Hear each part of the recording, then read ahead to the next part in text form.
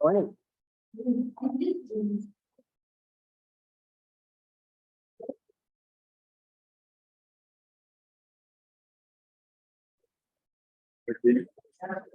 Oh, no.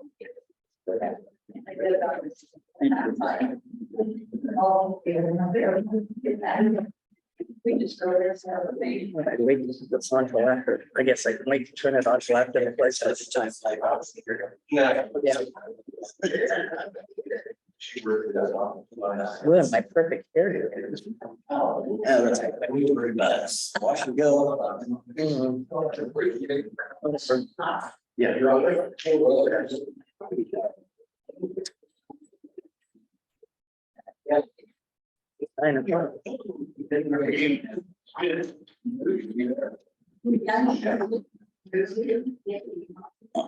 Oh, I see Jake. Jacob is on Zoom. Sounds interesting. Is Jacob, are you here? He's muted. Anyway, I'm just gonna go ahead and say it's at 9 a.m. We're gonna call the meeting to order. Of approval of agenda. I so move. A second. All those in favor? Aye. All right, okay. Please rise and we'll say the pledge of allegiance. I pledge allegiance.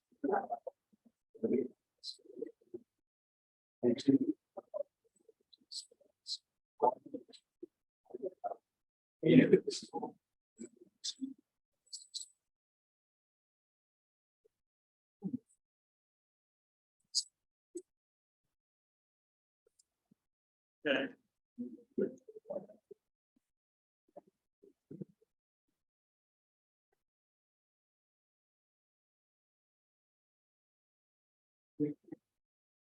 No. Okay, sorry, I'm late. I didn't get the minutes till, I don't know, last night sometime to put on the website, were never emailed to us. I was at home this morning working on them, because they were riddled with errors. So, sorry, I'm a couple minutes late. Okay.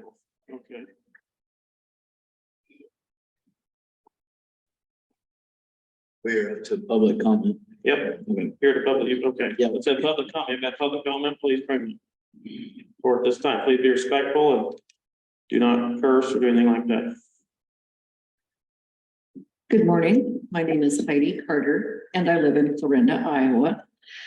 At our last meeting, a gentleman was here who was discussing if the Board of Supervisors was going to meet with a Tom Whipple, and I believe it's about the Summit Carbon Pipeline. And just for information, that the Iowa Utility Board meeting has been moved up to August 22nd.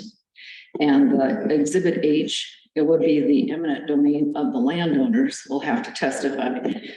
I am not a landowner in that area whatsoever, so I don't have any skin in the game. I was just wondering if the supervisors were interested in meeting with this gentleman in case you want to develop ordinance.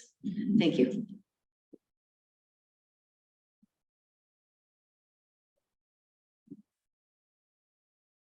Hi, my name's Dick Hunt. I live in Shenandoah.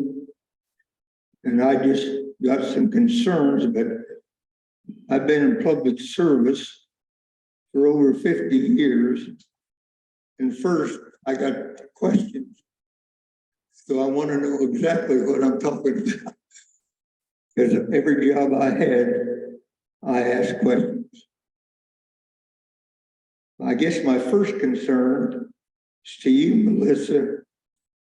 I'd like to know what's going on in this minute situation.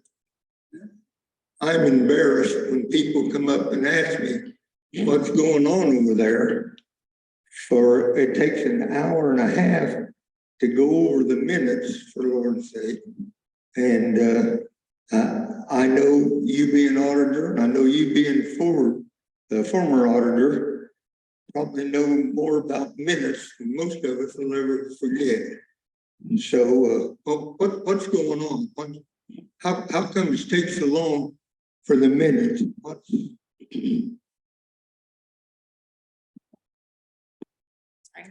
Well, after the minutes are written, usually Supervisor Holmes likes to go through them then and change them all. So they're then rewritten by him.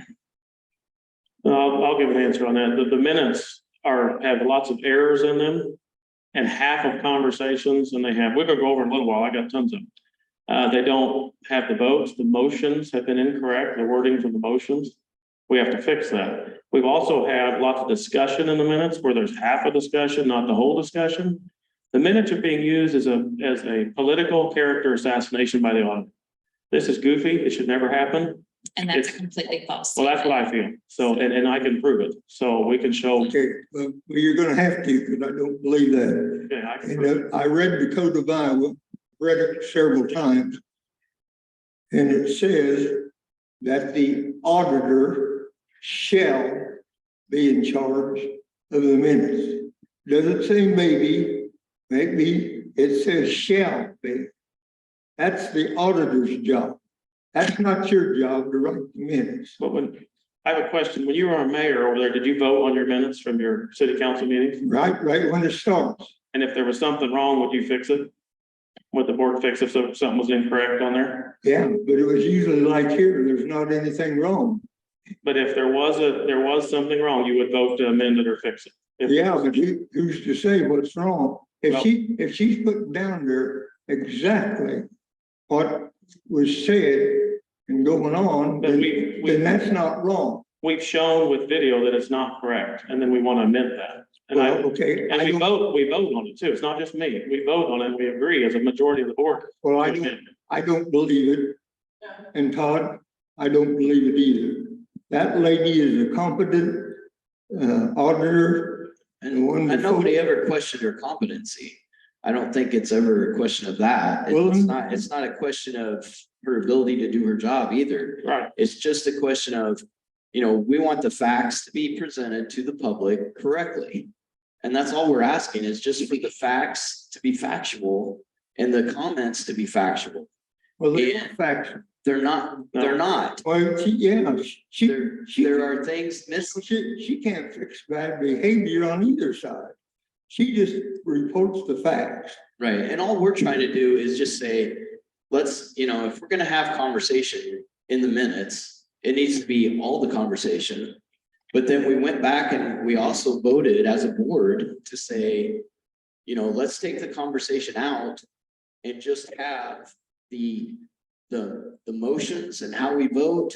And we can have a simple sentence that says, Judy voted this way and this is why she voted no, or, whatever. But because there's no way anybody can capture all the conversation. And it's not the auditor's fault. Well, let's move on. Yep. Because I'm embarrassed. You're doing a good job and I'm embarrassed. When I go places and people ask me, being from what in the world is going on over Page County? I said, I have no idea, but I'll go over and try to find out. Then the second thing I got is I want to know the answers to this complaint that I'm reading about. I hear on a video that came out from the last meeting that the complaint was made against 2 male supervisors. Is that right? That's correct. Okay, well then it wasn't filed against the whole board of supervisors. No. It was filed against 2 male supervisors. That right? Yep. Okay. then why in the world do they think us taxpayers need to pay for an outside attorney, for Lord's sake, when the complaint is against two supervisors? It's not against the county, it's not against the board of supervisors, it's against individuals. And I'm not for that, paying their attorney fees for those two guys. And so that bugs me a little bit too. In our role as supervisor, we were in this position. It wasn't something that happened privately. It was in this position as supervisor. We've had, I would say, frivolous claims thrown at us, so we have to have defense. Okay. In our role, it's in the role we're performing as supervisor. That's not in a private role. That's two of you, but it wasn't filed against the whole board of supervisors. No, in our capacity. And wait a minute, you decided to get an outside attorney. Yeah. Ehlers and Cooney been doing their work for years. And I know them to be a real good attorney firm, but you two decided that you wanted another attorney. I don't feel like I should be paying for it, and I don't feel like the taxpayers ought to be paying for it.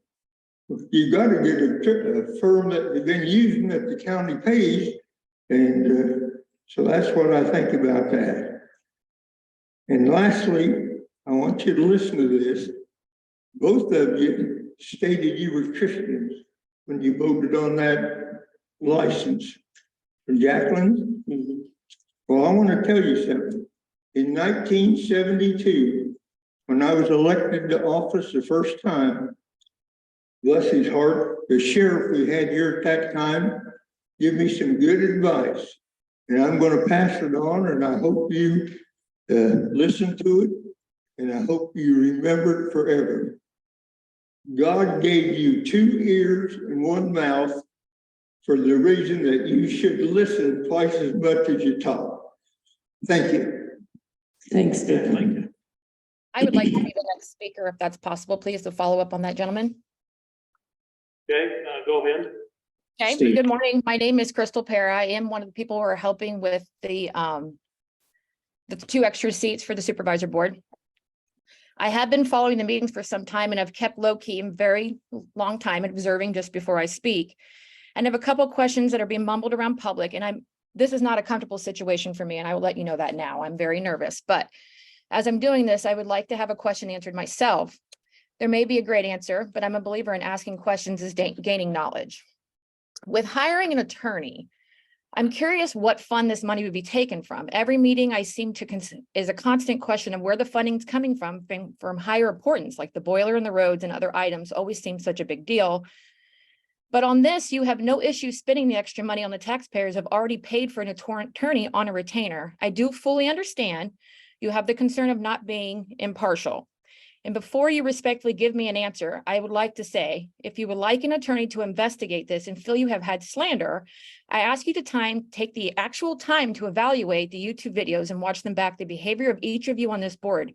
You sit and argue for countless hours on the minutes and feel they're making you out to be terrible people. When it's not the minutes, it's your behavior on these videos in the public and how you treat people in both places. There are many of us sitting here watching and not being loud about it. We are in these meetings, in the halls of the courthouse, in grocery stores, restaurants, banks, and even sitting next to you in church and listening to you preach and see the behavior of each of your members. I cannot speak for the county, but as an observer, I would like to give you a reflection of how others see you as well. Mr. Holmes, the way I've seen you treat others in these meetings in one of our local banks, not once, but twice, and you love to use the word incompetent, especially to females. In public places, you are not respectful to people whatsoever.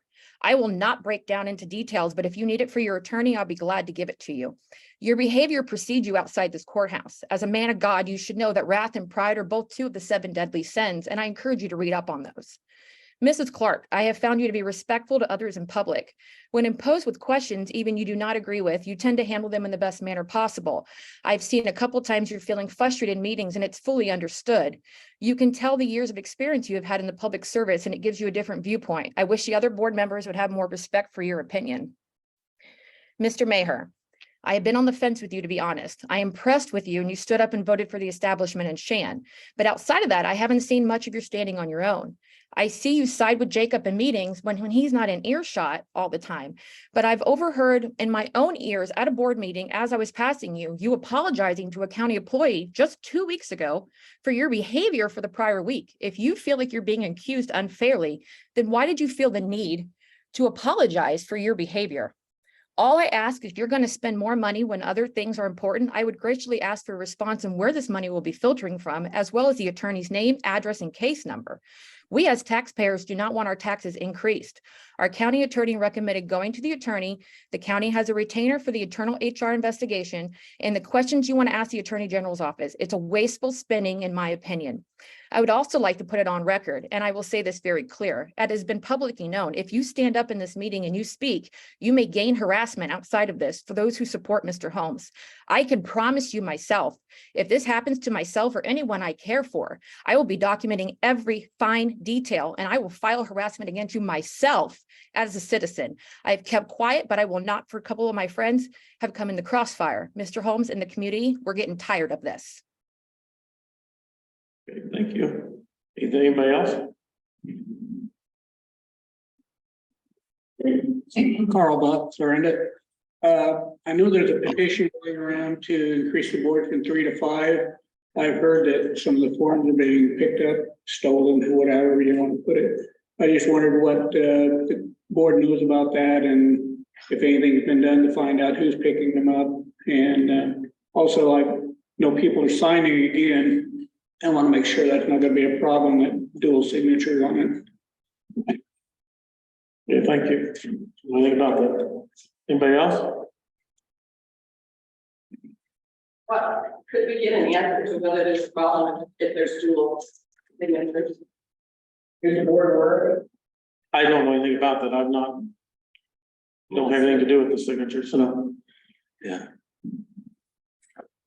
Go ahead, Richard. Okay. Brad Richards, live here in Florinda. Crystal, thank you. I went back and I watched all the minutes as you asked us to do, referring to people as childish and stupid. You guys are opening yourselves up for litigation that is not necessary. And I investigated these type of complaints for 15 years. I already told you what my job was as administrative law judge, but I also dealt with the grievances and other litigation investigations. You guys need to be careful what you're saying because it's on tape. You guys keep referring back to the tape. I did. I went back and I watched it all. And then I watched it again. And I'm disgusted.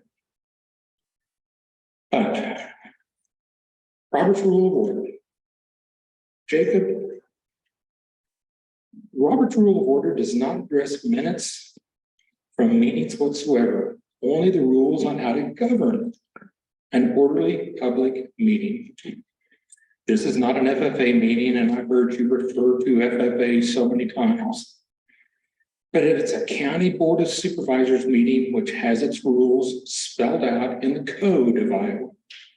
This has been pointed out to you by your own county attorney, the Iowa Attorney General's office, other duly elected county officials, other members of this board, as well as numerous citizens of Page County, including myself. So please stop comparing a board of supervisors meeting to an FFA meeting as the same. I have a copy of Robert's Rule of Order if you want, which I hope you will take.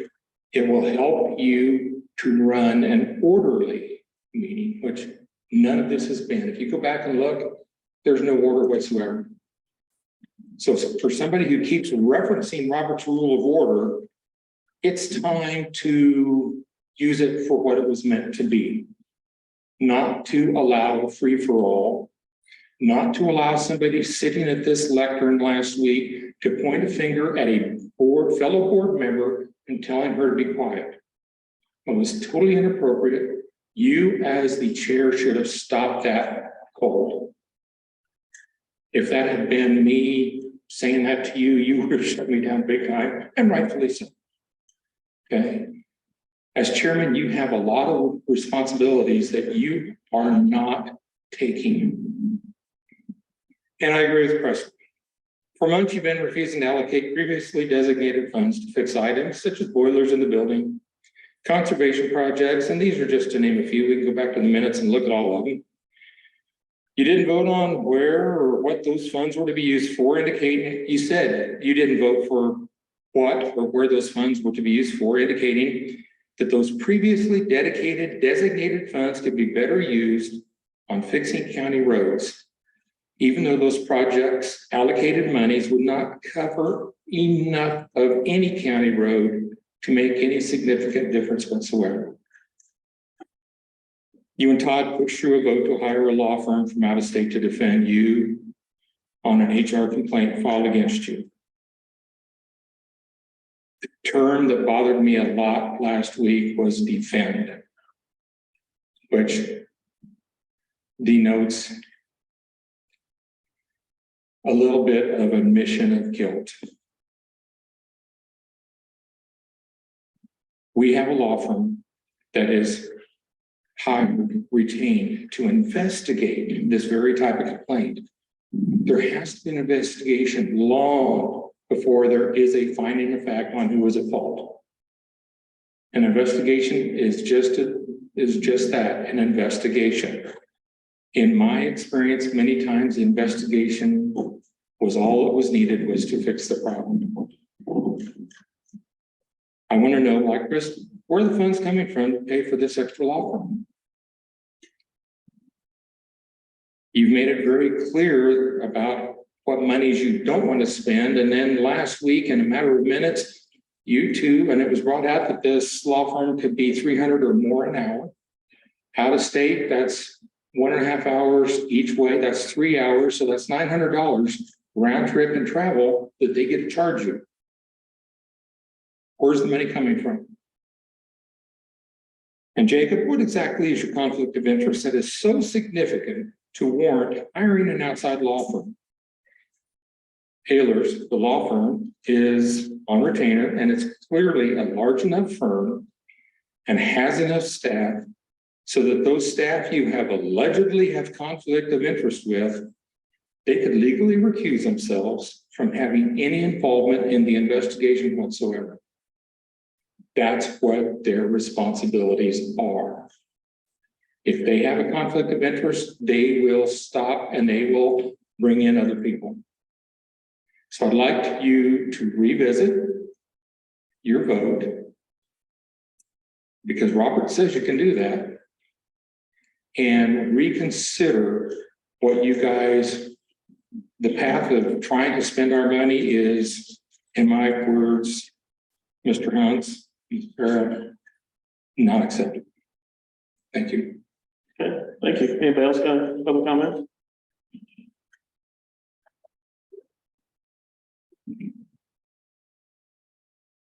Carl Sorensen, Page County Attorney.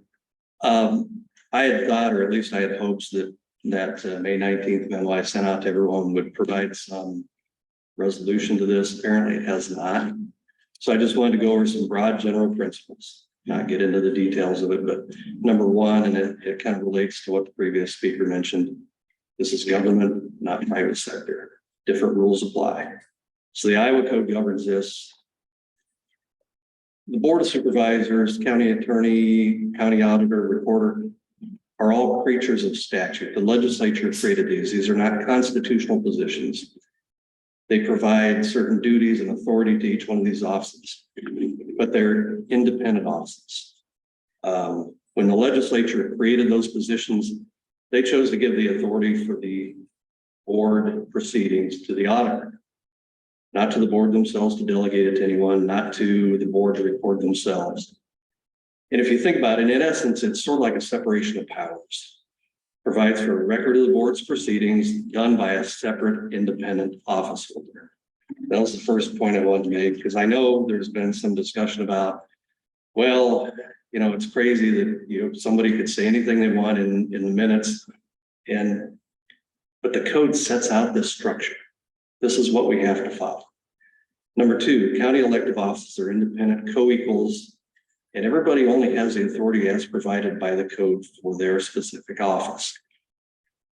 I lifted this straight out of the Iowa State Association of Counties Supervisor Manual. It was a McMurray versus Lee County case, in 1978 Iowa Supreme Court case. And it was an issue about the Board of Supervisors exceeding their authority, basically. If you want to cite for it, it's 261 Northwest 2nd, 688. It affirmed the principle that for the most part, elected county officials are to exercise their statutory duties independently of the Board of Supervisors. Sort of the money quote from that case was, the board appears to have proceeded as though our system of county government consisted of central management, subsidiary departments. With few exceptions, however, our statutes establish autonomous county offices under an elected head. So, and this kind of relates to that previous AG opinion I provided in that memo. 331-504 says the auditors to record the proceedings of the board and furnish copies for publication. That is a duty conferred on the auditor by the code. The board cannot place new duties. You left off a word there, at least finish the sentence of what's required. Right? Sure. And then it says what's That required. doesn't mean that the board can limit that. The board Just say what's supervisor- required. No, not, we will never, I've never said the limit was required, ever, ever. What's required is parsing that to read it in an incorrect way. Discussion, extra parts of discussion, quotes from the public is not required. They're It not- says very clearly what's required. So don't leave that out. Just leave that, read, Right. finish the sentence when you're reading. We're going to go to the Attorney General with this, I believe, because I do not agree with that. Well, I'm not going to ask the Attorney General for an opinion to revisit an issue. that- We'll go to the state legislator. I have one of them do it. So if you won't, we will. Yeah, I won't. On the But state if you have an legislature. issue with this, the issue is to be taken up with the legislature. They're Yes, the ones that drafted the code. we Now, that have, is a duty. this affects boards over this whole state. And if this is allowed, I've never seen something like this in my life. It's terrible for anybody who sits in these seats anywhere in Iowa. So we must go to the Attorney General with this to say that an auditor can pick and choose who she destroys with the minutes is nonsense. And if I'm wrong about that, then If there are errors to be corrected, can be corrected. I did a sort of an informal survey last night of 4th Judicial District, 9 counties, Southwest Iowa, 4 minutes. They run the gamut from minutes that are, as you state, just the main requirements to minutes that include detail. There's no authority for the board to tell the auditor that she can't put detail in the minutes. Were You don't those- have that authority. were those minutes approved by the board with those details? Yeah. I don't know if they were or not. But there's nothing in the code. Do that, sir. There's nothing in the code that requires the board to approve this. It simply says the auditor records the proceedings of the board and furnishes a copy for publication. Now, if you have an issue with that, the issue should be taken up with the legislature to change that code. That's My plan is if you won't post it, which you said you would, which would solve this problem, Well, we'll if you go to the have- legislator can post to the Attorney General. We can get the questions asked to the legislator. I have one that's already committed they would do it. So if And you that's- won't pose it as our county attorney to solve this problem, That's fine. What I'm telling you is, I'm not going to ask the Attorney General to say, hey, we don't like your previous opinion. Can you change your mind? no, I want to That's know what I'm going to do. factual questions. Do we have the power to amend our minutes? You just said we don't. So I'd like to ask that question. They're very simple. Do we have I that don't power? think that's what I said. I'm telling you that Will you post that question, these simple questions? I'm not asking to change his opinion. I'm saying, give us an opinion on simple questions. Can we vote on our minutes? Can we vote on them? If so, which one should be published? The approved minutes or the draft minutes? If the Attorney General says, well, we can't do the code- draft minutes. the code never even mentions minutes. It talks about proceedings of the board. So we need, Telling you that the code says that duty is assigned to the auditor to take down the proceedings of the board and publish those. That's it. I would like to have guidance on it. The 1982 ruling I read is about taking resolutions and summarizing them. Those are required.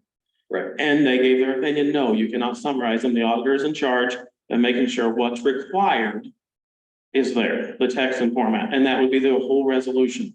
So I read it totally separate. Anybody can read that. Read it from the start to the end. That's what it's about. And nobody talks about, it's about resolutions being shrunk, which are required.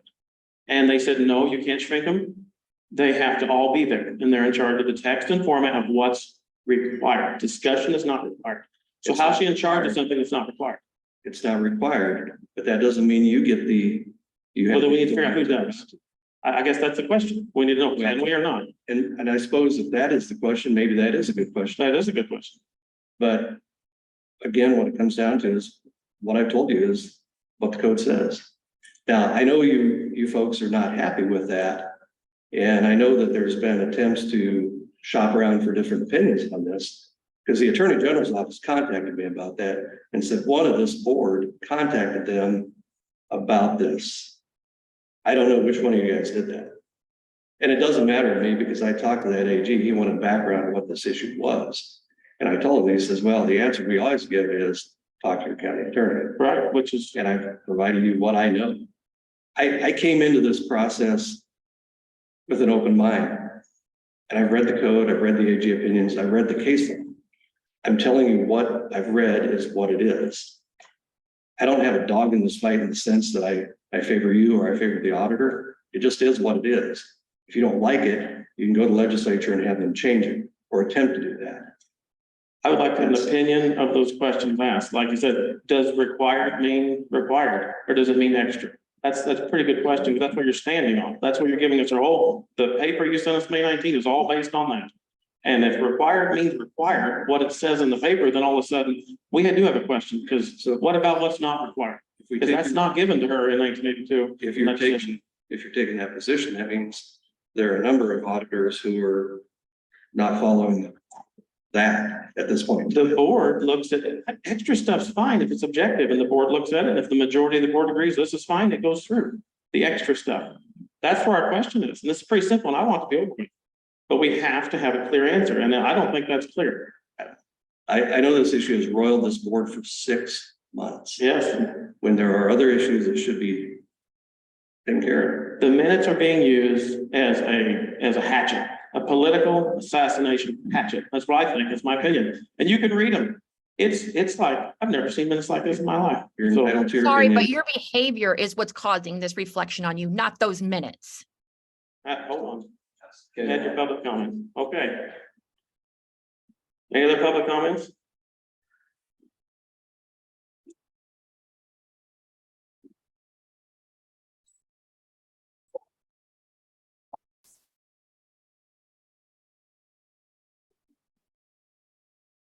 Jane Stimson. I think the county attorney just said that if there are errors to be corrected, they will be corrected in the minutes. Do you remember saying that? I did.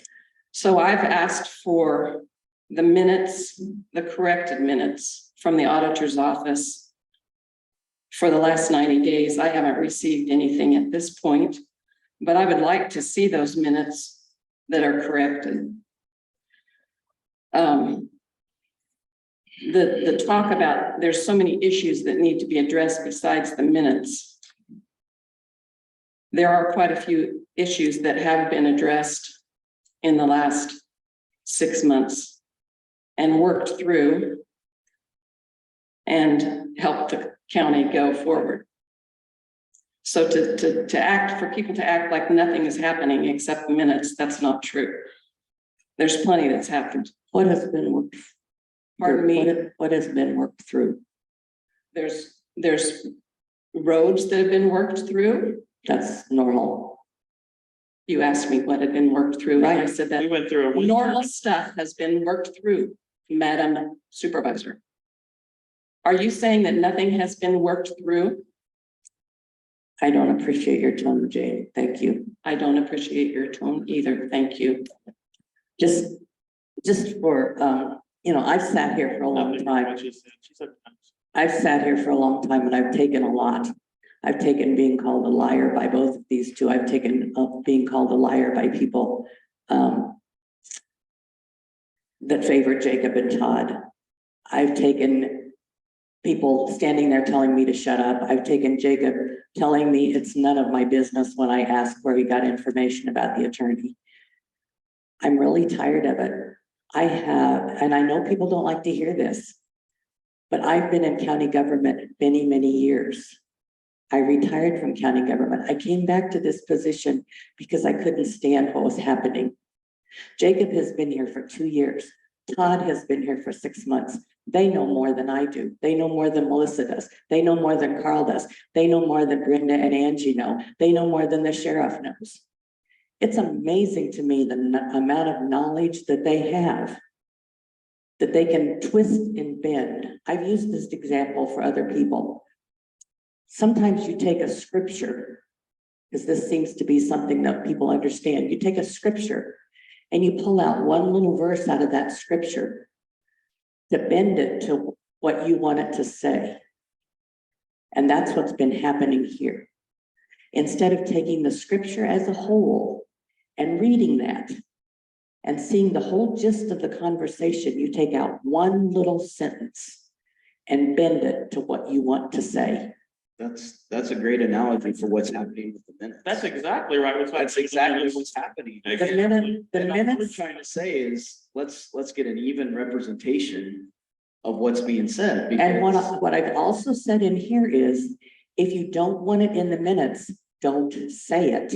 And And You have opened yourselves up And by sometimes, every time you open your mouth. sometimes that is not, there's stuff in the minutes that were never said. I proved that. And to say, So we, I think you are reading things into it because you've called me, hang on, you've called me a liar a number of times. I've never called you. Yes, you have. You said you didn't say that.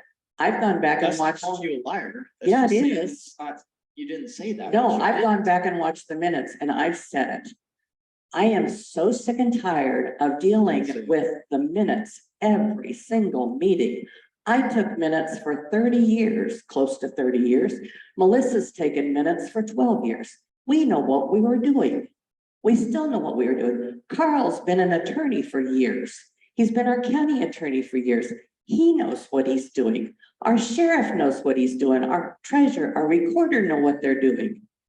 Other people in this county have been here for years and they know what they're doing. But you come in here, you have a grudge, you have a chip on your shoulder, and you're out to prove that everything you do is right. You know everything about boilers. You know everything about everything. we have a job to do here, don't we? We each We have a job here to do, but it's not being done. I can tell you, and fighting about the boilers and fighting about the ARPA funds. When I look at the ARPA funds, the most you can get out of the ARPA funds that's left is $400,000. That will not even do 2 miles of roads. And what a waste that is. That is disposable property, because you go out and fix a road and you're going to be fixing it next year and the next year and the next year.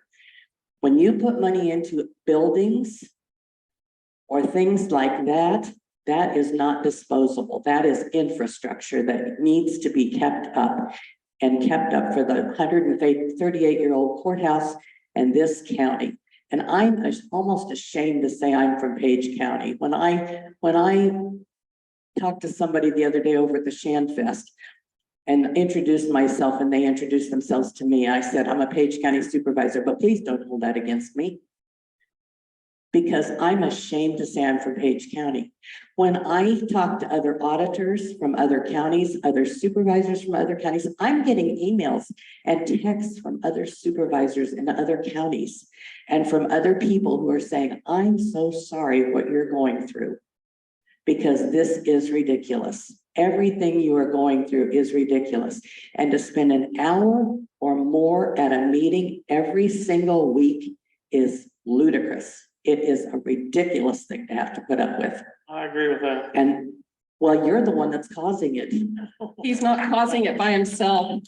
No, Todd's helping. No, Todd and Jacob cannot be causing this by themselves. You need to be talking to a lot of people on the street. I ate it at Robin's Nest on Sunday after Is church. this, is After this church. a coffee, little gossip coffee thing? No. I just want to tell you one thing. After church on Sunday, we ate at Robin's Nest and I had 18 people stop me and talk to me and say, keep on standing up. You're the only one that's doing a good job.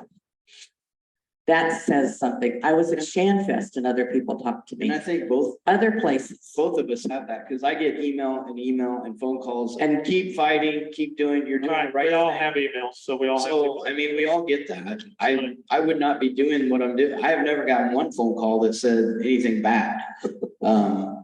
So I would like to address, you kind of gave me a segue to one of the other things I wanted to address, and that's the establishment.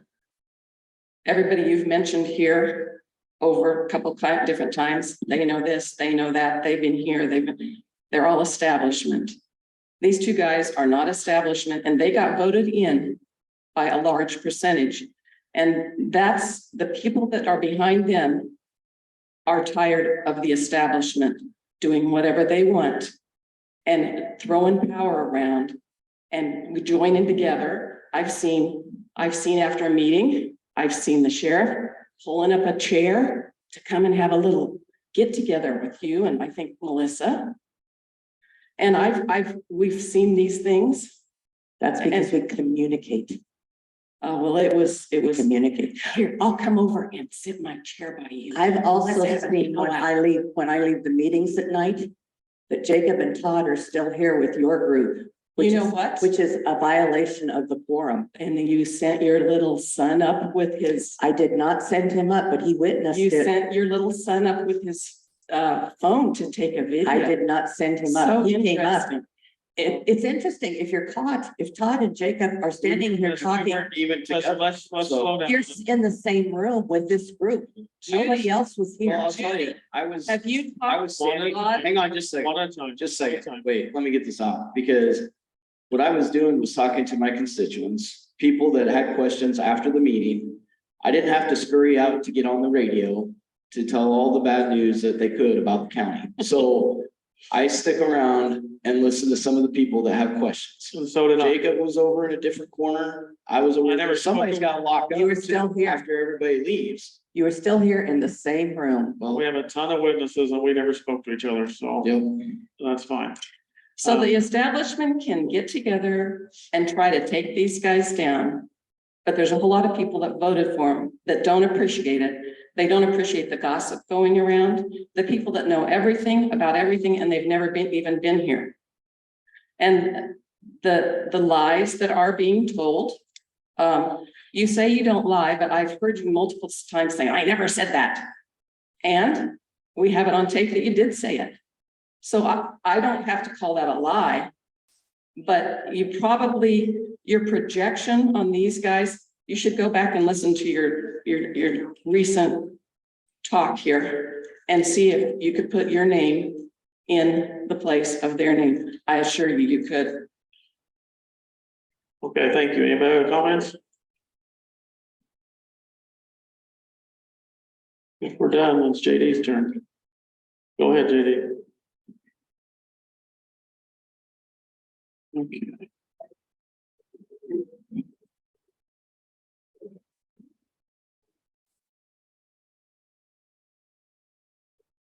Good morning, JD King, Page County Engineer. It's a beautiful morning in Page County. The sun is shining, it's cool, we had rain, That's nice.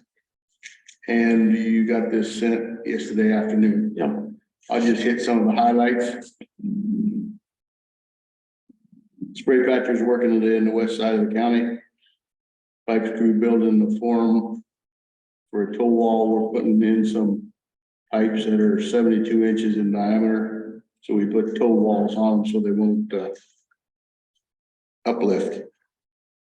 We're gonna be working on H Avenue south of Russell Corner between 48 and J 28 there, 170th Street.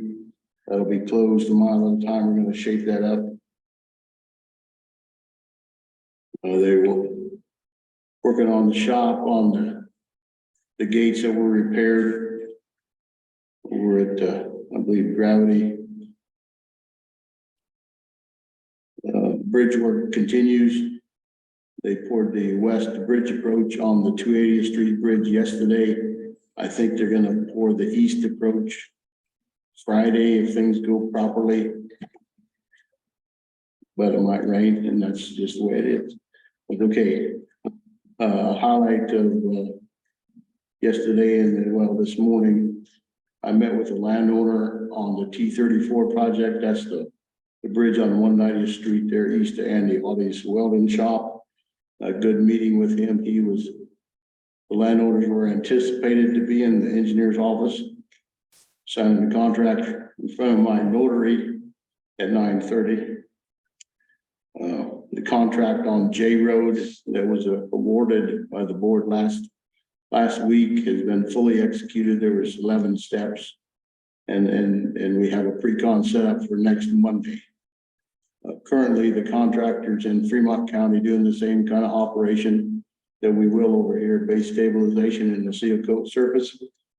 They're in Fremont County now. When they're done, they'll come over here.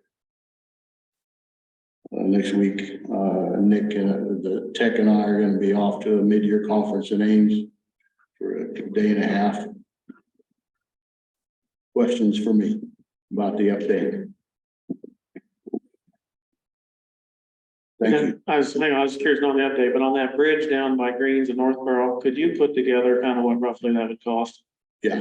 If we want to use original money for that? Approximately $130,000, very similar to the bridge we fixed By college? northwest of College Springs. Okay. I don't know if you. Same style. Same sort of thing. We'll kind of put together where that is, why it's important and everything, maybe. I'd like to look into that, because that's a bridge we can't get money for. Very We difficult. can't get special money for it. We can't get any special money for It it. has to be local money, yes. Yeah, and it's a priority. I'd like to look at you to look into that for us. Sure. We can consider that. Thank you. Good, thank you.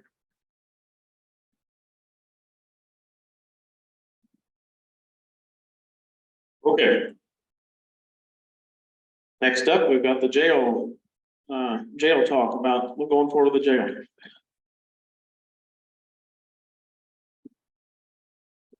Good morning. Morning.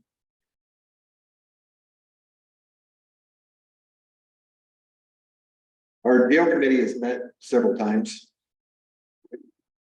Most of us have been present most of those times. The overview, or who it consists of, are the sheriff's office, which would be myself, Charles McCullough, my chief deputy, Tony Shackelford, my chief jailer. Shenandoah's brought Mayor McQueen and City Manager Lyman. Clarendon has had City Manager Gary McLaren there. Board of Supervisors, Jacob Holmes has been appointed a while back to represent the Board of Supervisors on there. This last meeting, we had Board of Supervisor Clark wanted to attend, so they put out a agenda. And evidently, prior to me getting here, there was some discussion about whether or not the agenda was approved or not approved, put out properly. So Supervisor Holmes left, Supervisor Clark did stay for the last meeting. The county had hired Samuel's group to assist us with this process. They have been with us since the start of this. I think they've done a very good job. The couple issues that we have right now, we've determined a location. The group understands that there are several locations throughout the county that we looked at. It came down to two, one out here by the tower, and the other one, which would be just on the east side of Clarendon on the hill. Correction, west side of Clarendon on the hill. The other one was a lot down on the S.E. Davison farm that the county owns. It is on the north side of what used to be the house driveway. It is a little ways back off of Highway 71. Speaking with one of the representatives, Clarendon's representative in Clarendon, he stated that he had the elevation just ballparked, we'll say. I think they did take some measurements on it, and he said that it would work for city sewer. Correct, Gary? Yes. I'm glad to have our committee here in attendance. I think that showed the support from all entities. The committee is recommending that site to do that. The committee also is going to recommend several entities in this building. Of course, the jail, the sheriff's office, dispatch, and we would like to see EMA in there. The city of Clarendon has said that they currently have approximately $2 million to contribute to a portion of the building that they would pay for, that would be built adjoining to this building that the county would pay for. Now, we did have some discussion over that, whether or not that is something that we want to look into. If the Board of Supervisors determines that Clarendon PD should be under the same roof, in other words, still paying for their portion of the building, then an authority board would need to be formed, according to what we're told. And that will take some time to form. According to what we've discussed, an authority board would be a Board of Supervisors representative. City of Clarendon is their council. One of them would be a representative, and a citizen would be a representative that would have some government knowledge in that area. There's a lot of things that we've discussed in our meetings. We've discussed the authority board. We've discussed whether or not the city of Clarendon or the Clarendon Police Department should be under the same roof as the county. It isn't something where we would be joined together. It would be similar to something that Montgomery County has with the city of Red Oak, where they're still under the same building, but they're separate entities. We still utilize the same dispatch. Shenandoah, Clarendon, and Page counties all use the same dispatch. So that wouldn't change.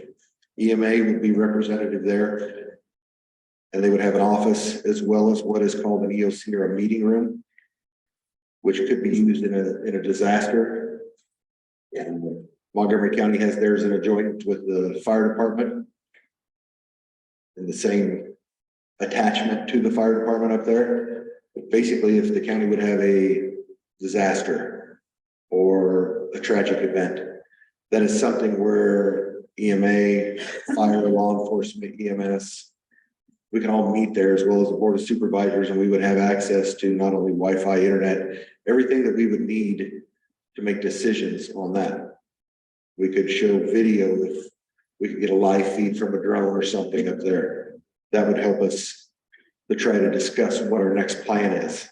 Engineer could meet with us, just different entities could meet there. It could also be held as a press room. I'm not talking a room this size by any means, but it's something where you would have everything that you would need at your disposal right there. You would have TV screens, you would have video, you would have overhead projectors, you would have Wi-Fi, you would have numerous lines for calling. You would have all kinds of incidents to happen right there if something happened in this county. A couple questions that the Board of Supervisors are going to have to answer is, first of all, proceeding with this project. I think I would ask that you make a decision on if you want to proceed with this project. The Samuels Group, the committee have put a lot of time into. Secondly, how do you want to proceed with this project? You've heard the recommendations as far as location. If we proceed, then it will come down to a lot of things. We will finalize a floor plan, which is still way up in the air. We will go through with different things as far as the wording. If you want to go to a referendum, with the state changing the referendums, and Melissa, correct me if I'm wrong, because this is not my specialty. They're once a year now. Would you comment on that, please?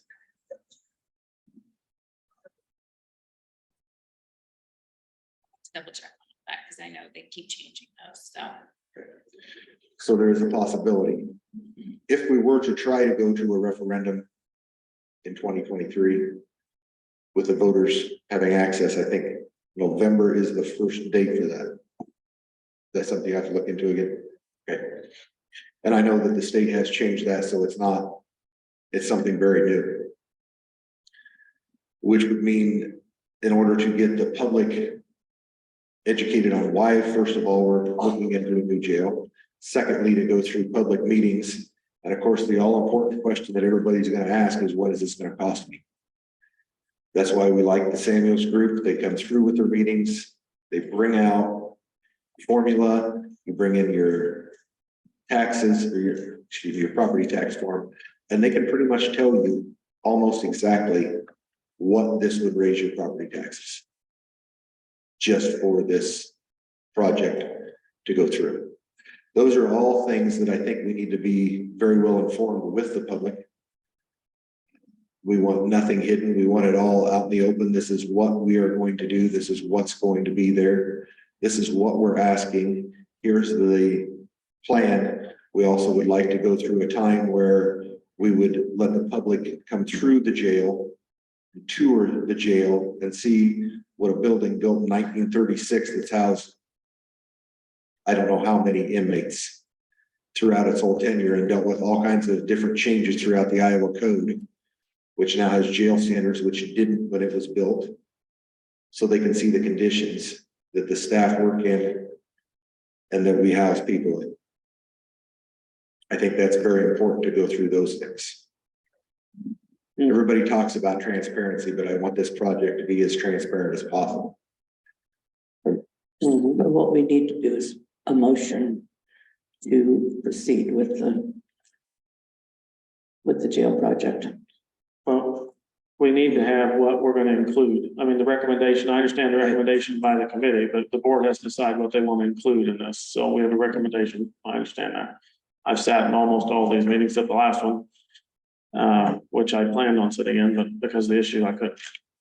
So, and I did some math here. I mean, and sitting in all these things for the last year or more, however long we've been doing this. You have the jail, which is inspected, that we're being told, and it is, I encourage everybody to go tour it, and the jail is in poor condition. It needs something done. And we're not gonna pass inspection. We're not going to keep continuing to pass.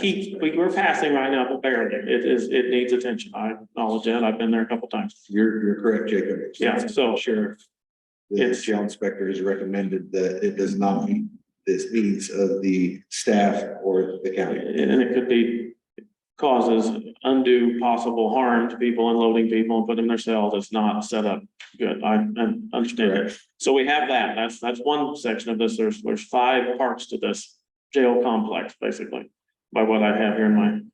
You have the new jail and the supporting of that for its staff and unloading and all that. Well, what do I you have the binder here they gave us.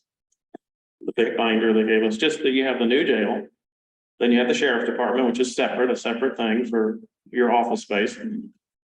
They have the jailers and all their things they need are accommodated in the new jail. Then they have the sheriff's department, then we have 911 and dispatch is another separate thing. It's all separated dollar wise. Then emergency management is a separate section, their own square footage and everything. And then the police department, Clarendon, that's our 5 different wings, you call them, we have to the jail.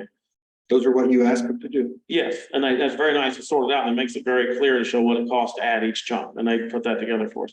So the jail, which is the thing that's inspected, that probably will fail eventually and needs to be done, is with all the fees and everything, a little over 9 million, 9.4 million in my figures here. To attach a sheriff department's 3.18 million, to attach the office space for the sheriff's department. 911 dispatch, it says 922,000 for that. Emergency management, 1.7 million. And the new police department says 1.98 million, 983,000. So just a little less than 2 million. Now, when we were talking about this, going over this, we've already talked about this in our meetings, but my opinion in sitting through all these things is we need to look at the jail really hard, but all these extra things, even if we want to build them on, they're not inspected. None of those things are inspected as far as part of the jail. And unloading the prisoners and that. Unloading the prisoners is inspected. Where you unload them, yes. I'm saying but that's figured into the jail. That's not your office. They're not gonna load them in your office and carry them around like they do. That's the jail. That's all covered. That's where we need jail planners. And we need all the special, That's where we're talking, we would finalize, that's where the next step would be to go through and finalize what the floor plan is gonna look like. Then it would go to where we would come up with the dollar figures, and that yeah, that is part of Samuel's group. to finish. Then if it is approved by the board, then we would go through with a referendum with the wording that would be on a ballot. And that has to be done 90 days prior to an election, Melissa, is that correct? August or something, maybe. Pardon me? Might have to double check. Okay. And like I said, they're changing that status. Well, and I just been wondering about this, looking into it. Square foot price, because it's built into the jail. You added a wing onto a jail. Very expensive. There's lots of fees and things for situations that don't have to have all those fees. That's your opinion on what needs to be in a jail, what doesn't. I want you to, The sheriff's before we office, continue on this, I would like for you to take a look at have you looked at any of the other jails in this area? Have you gone in and asked to look at them? no, I have I didn't not been think to their actual jail. I've talked to people who have built the supervisors from those jails or those counties, but here's just a simple question. Even if you want to build it on and make it look similar or the same, if we hire local contractors to build it versus putting it inside of this big giant fees from Samuel's group and all stuff, build the same thing basically.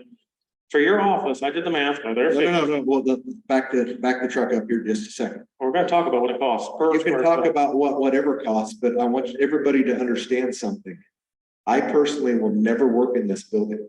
Well, then that makes. You're saying your office. Okay, in the plans, it just says sheriff's office. The sheriff's talking over you, so go ahead. Okay, sorry, to clarify, the sheriff's office. You're right, I'll clarify. It's not your office. You might not be here. It probably won't be. I won't. It is the sheriff's office. That is correct. Thank you for clarifying. The sheriff's office. That's what I meant when I said your. It's a 10 by 18 room, which is not exuberant. I don't think that's exuberant. That's a small room, 180 square feet for a desk and a computer and stuff. Figures, they give us the figures. It's $556 a square foot. That office will cost $100,000. $100,000. That's chief deputy's office, 10 by 12. That's not very big room. I don't think anybody's acting crazy here with the sizes here. Not that big a room at all. 120 square feet will cost $66,720 because it's inside of this. So the question here, if I can somehow make it clear, is I'm not against having these things, but if we hired the same people who are doing the windows on the courthouse, somebody like that, fines to level the site, build the jail to the inspection standards, and have them build, we cut off so many fees. There's just on the sheriff's office alone, let's see, 2.4, almost $1 million worth of fees. That's where this is getting expensive, and I don't think we need all those fees. So that's just my argument. We need to make sure we look at it and make the best decision we can with the extra stuff. The jail is needed. I understand that. I agree with you on that there are things. That's why we finalize plans and then they put it out for bid on that. That way your local contractors will have the option to bid on it if they choose to. That's why they put it out for bid, to try to find where we can go, where we can cut costs. Because right now, if I remember correctly, and I may be wrong on this, it's about 15 million for everything the county would like to put in. Is that correct? Yeah, 15. So that would be 2 million if the city of Clarinda, if it's chosen to go with that, that would be about 17 million. Yeah. Now, the taxpayers of Page County would be responsible for the 15 million. Which, if you look at different things of what we're asking for here, what would be on there compared to the liability of one lawsuit in our county? 15 million isn't a whole lot. Because we have someone, if we are in error, whether it's negligence for the building, negligence for something else, or someone slips and falls and seriously gets hurt, what over time is that going to do? And yes, they can still slip and fall and get hurt in a brand new jail. And I agree with you on the cost. I think it's a little high. That's why we go through, that's why we finalize the plans on space to come up with the square footage of a plan. That's why they would put it out for bids prior to ever going to a referendum on this, to show this is about what we're at. This is what we're asking. We're not asking for a magical number that just appeared in somebody's head. They're asking about what this is going to cost. Now, if you look at the jail projects, I think Fremont County came in under. I believe the other counties have come in under. Some of them may be over. Some of them may have bought some things that maybe weren't just in that bid. Maybe some radios, computers, some other things, some new furniture. There's a lot of things that we've done with our jail at this point that can be reused in a new jail. The Guardian system, which monitors how the jailers are going around and checking. They have to touch something, a tile on the wall, and a tile, I'm referring to a little computer chip tile, to make sure that they've done that. At that point, it brings everything up. That system can be reused. Our visitation system that we've paid for can be reused. The issue we run into with this building is it was built in 1936. Are the outside walls sound? Very probably. Have we had some movement? Yes, we have. I think everybody's seen that movement that we've had in that building. The problem is the electrical, the plumbing, the way the inmates are housed. Back in 1936 through probably 1970 was pretty acceptable, maybe the mid to late 60s. When the jail standards came in, that's where our issue arose. You go 12 miles south of us here, they don't have jail standards. Missouri has no jail standards for that. That makes a difference on how things are done with us being that close to the border. I understand that. We unfortunately don't get that option. Right. As far as the fees are concerned, by the Code of Iowa, we have to have architects to design the projects. I do believe so, yes. And one of the questions that I keep getting in the public is, when are we going to vote on a new jail? When are we going to vote on a new jail? Because the longer we wait, The more expensive. the more expensive it's going to be. It all needs to be built under one roof. Everybody needs to be at the same place. The sheriff, the jail, the dispatchers, EMA, all need to be in the same place. So if there's a disaster or if there's anything else, if there's an uprising in the jail, the sheriff and the department needs to be there to help and to. It's called security. Yes, exactly. So we can't just build a standalone jail. We have to have it all together.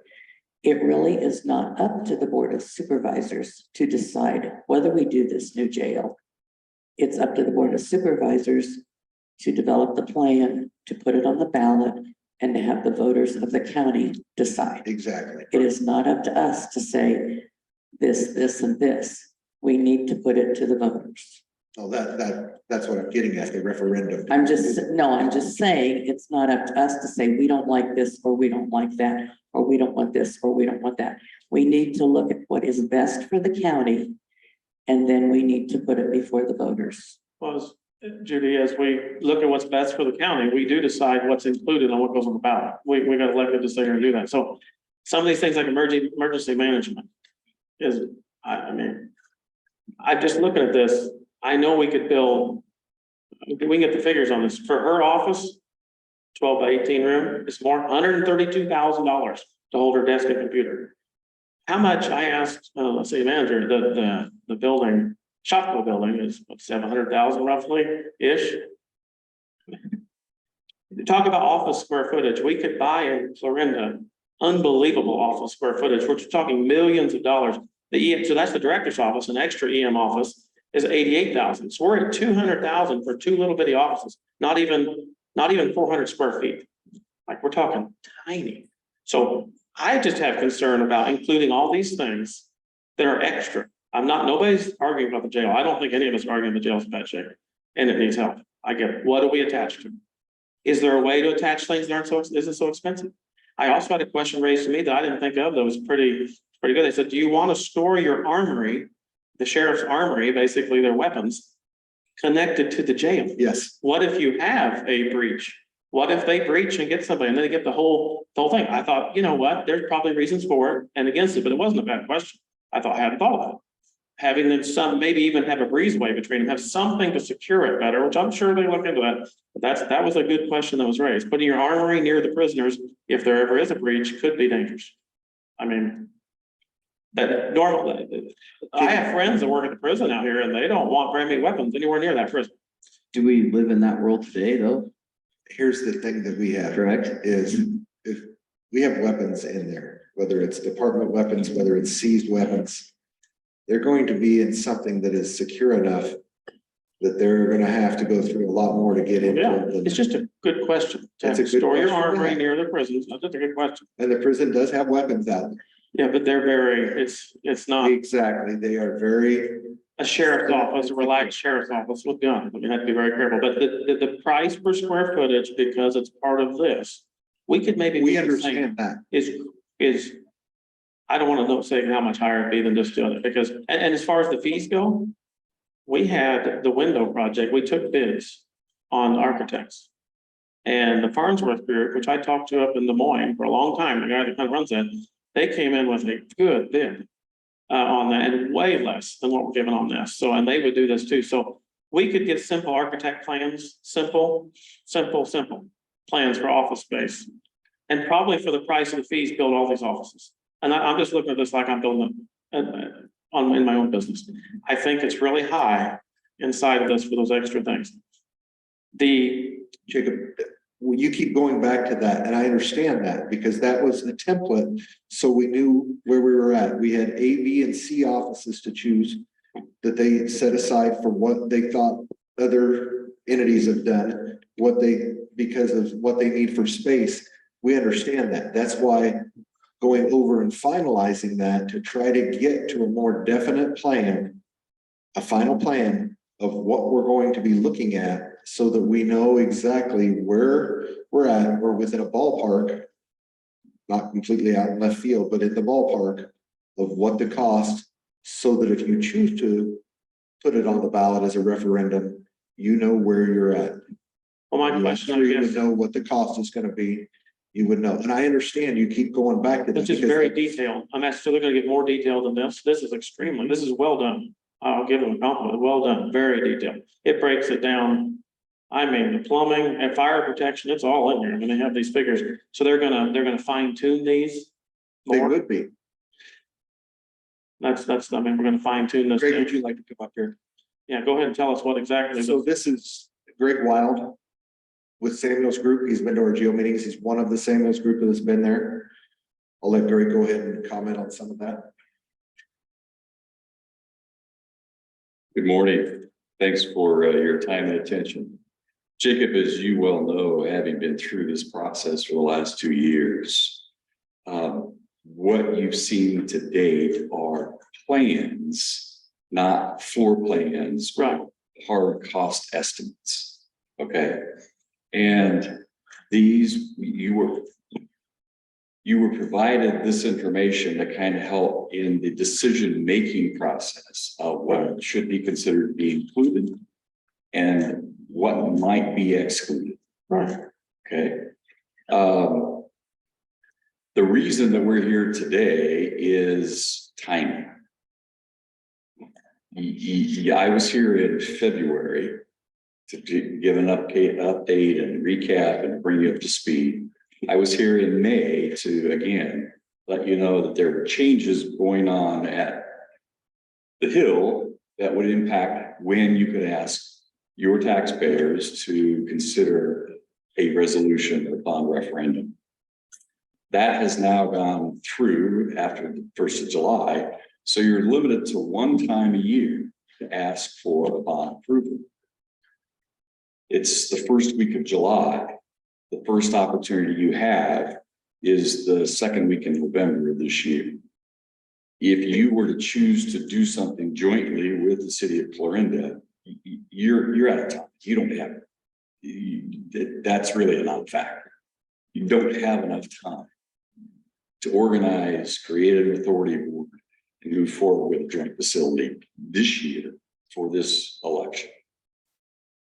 So that means next year. That means another inflationary period, costs will go up again.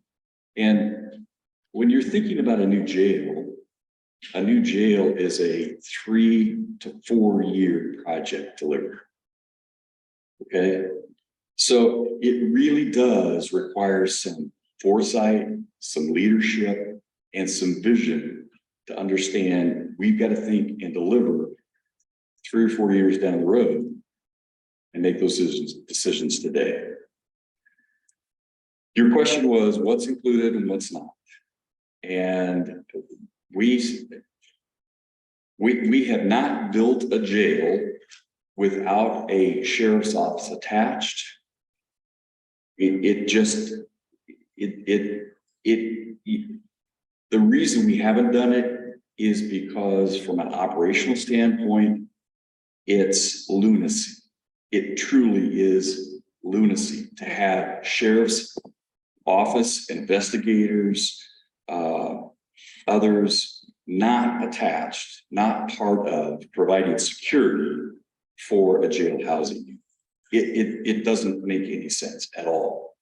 So that's why we would not look at propose or recommend doing these as separate little items and add on at whatever time in the future you might choose. To just put in there for a second, even if it's connected, we can build a sheriff's office without you, the jail planners. We can build a sheriff's office. It's office space. You connect it to the building or right next to the building or whatever, probably for the fees we're going to pay on this building. That's the point I'm trying to get people to look at or at least think about. Okay. We don't have to go through the city This jail. is not a bank office. This is not an insurance office. This is not an attorney's office. Okay. These are not what you call just offices you throw in a Shopko building. No offense to Shopko. Yeah. Tell me the differences. Here's the differences. Yeah. You're asking for an armory. Okay. Yeah. You're asking for interrogation and security and access control.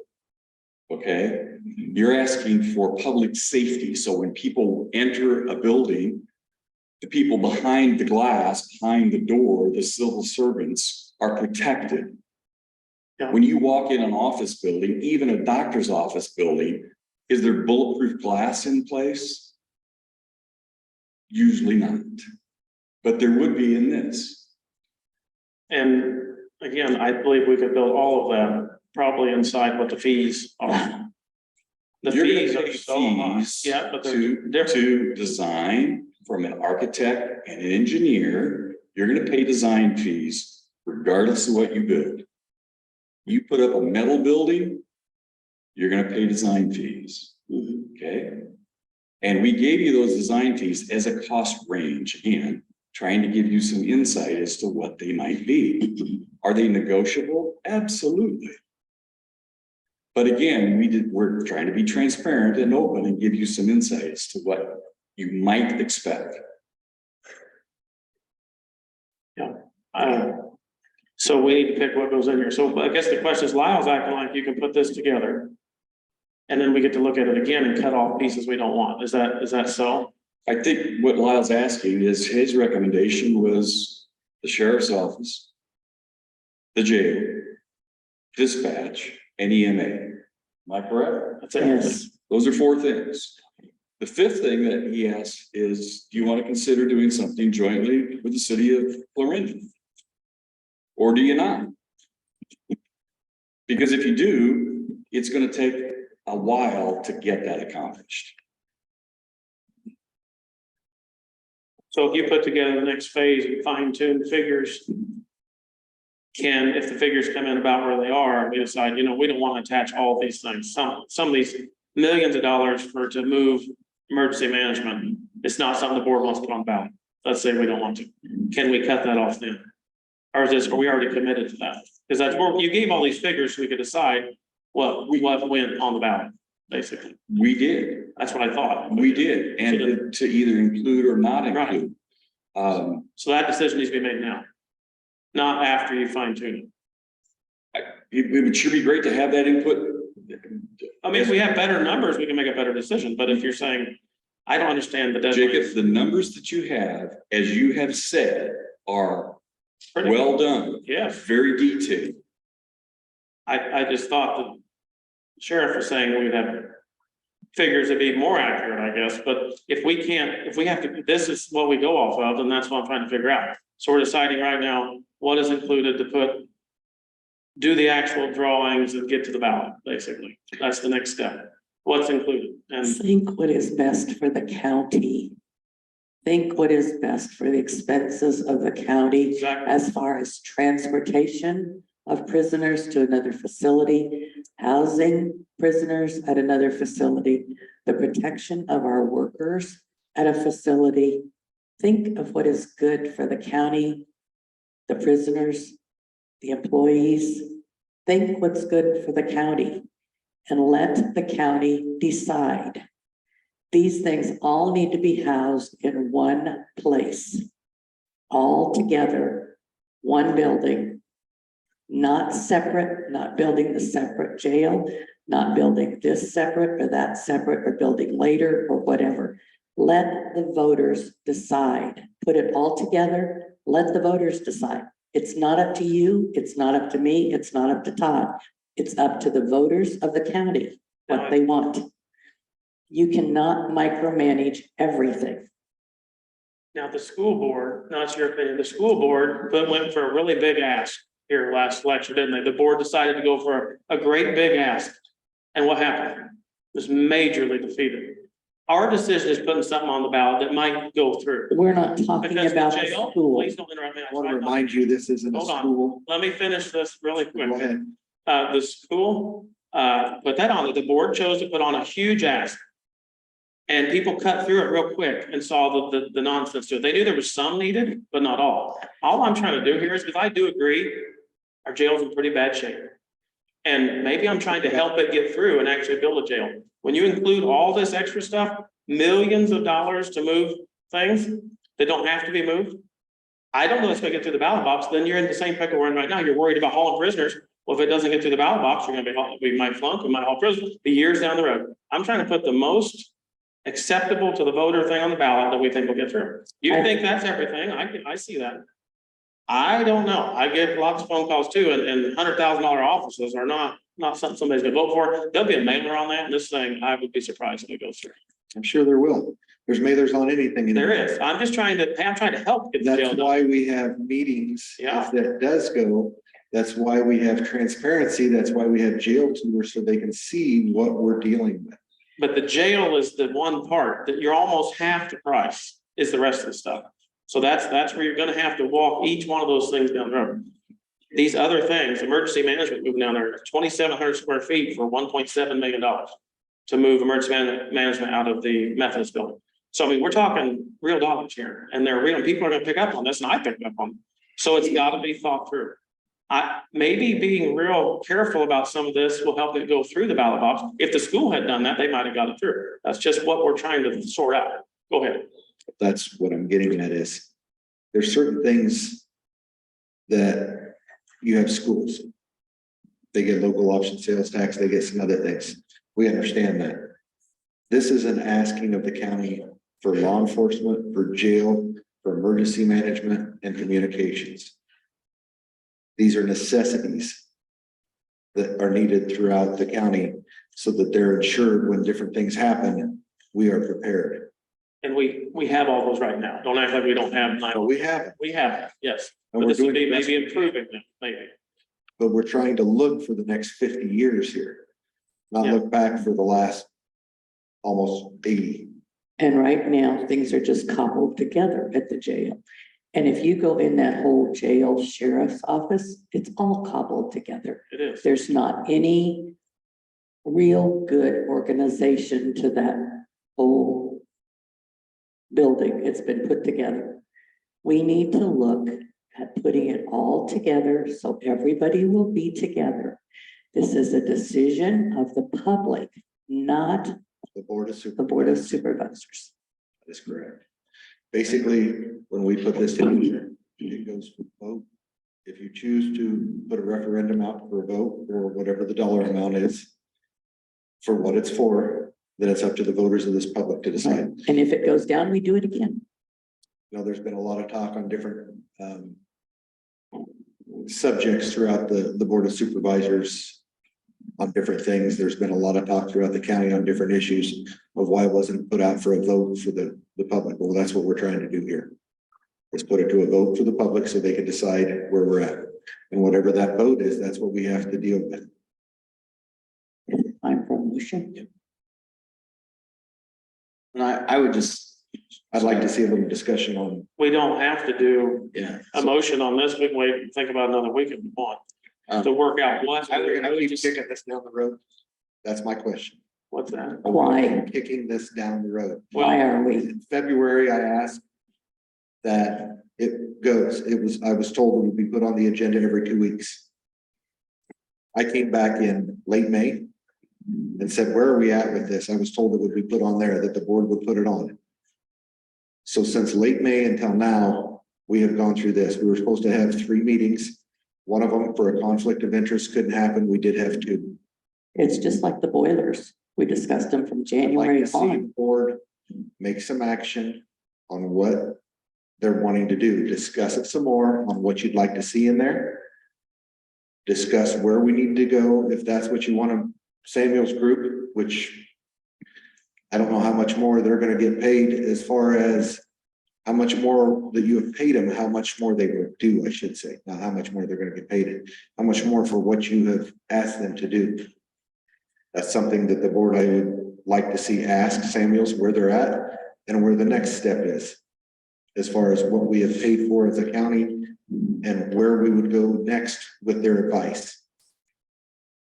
Lyle, the filing deadline for that would be September 21st at 5 p.m. So September 21st at 5 p.m. If you choose to do that, That's for countywide that's a lot of specials. work to do if we're going to try to get this on a ballot in 2023 with public meetings. And it decides, I mean, if you are looking, as Greg had said, to add the city of Clarinda onto this project, I believe there's some other things that are going to take some time that might push us past that time limit. I'll let Greg comment on some of that.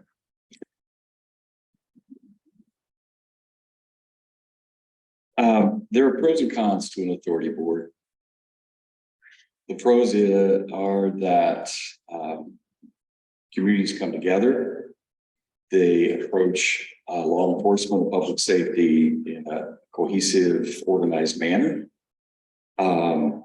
There are some economies of scale that you can get in a structure like training facilities, staff support facilities, those sorts of things can be used for dual purpose. However, I have also seen the authority board opportunity abused, and it caused more angst. I'll just leave it at that. Who's paying for the toilet paper? Wait a minute. Our box of toilet paper went down the hall to the county side, and it should have gone over to the city side. Who's paying for that? And if it's going to get that nitpicky, honestly, I would suggest you really step back and say, is that in our best interest? But you have a willing partner who would like to participate in a project and contribute their own funds to make a better, more cohesive law enforcement, public safety building that works for the city and the county. And has $2 million on the table. Yeah, and I've stated ever since I got into this position that is nothing that I would support. I mean, I like the fact that I'm not against having everything under one roof. I don't think that's an issue. But I don't think it's,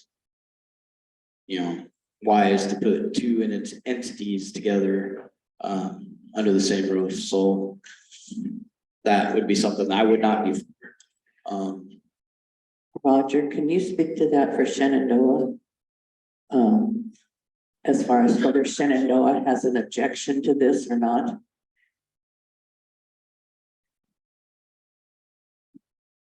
As far as the police department from Shenandoah, no. We've been in discussion with Craig and Lyle both since 3 months ago or whatever, we originally was looking for location between here and Shan, just to make it feasible for our transportation over here. But we've agreed with, what they picked for a building site. We think, one, there's no land for just, so that's saving some money there. But, Lyle drove it and actually mile wise, it's a little shorter than what we do now. But what the Shenandoah Police Department is looking for is easier inmate transfers, easier getting them over here and so forth. And they understand the jail as well as we do after we took the tour. So we are behind this as far as Shenandoah. And since Shenandoah Police also take care of Essex, we're speaking to them too on behalf of the police department. So. And as far as Clarinda putting $2 million in and being a part of this, does Shenandoah have an objection to that? I'm sorry if that was your original question. Yeah. No, we really don't. Originally, when we thought they were going to combine and it was going to be county dollars, that was concern. But after our meetings and we found out that they have $2 million of their own money to put into this, we have no problem with the Clarinda PD being in with the county, with the jail and so forth. We look at it as a benefit overall. I mean, if they're going to be communicating with the sheriff, if they need added security at the jail and so forth. So at this time, since Clarinda has their own money to put into this project, we have no problem. Thank you, Roger. That's way different than what I've heard.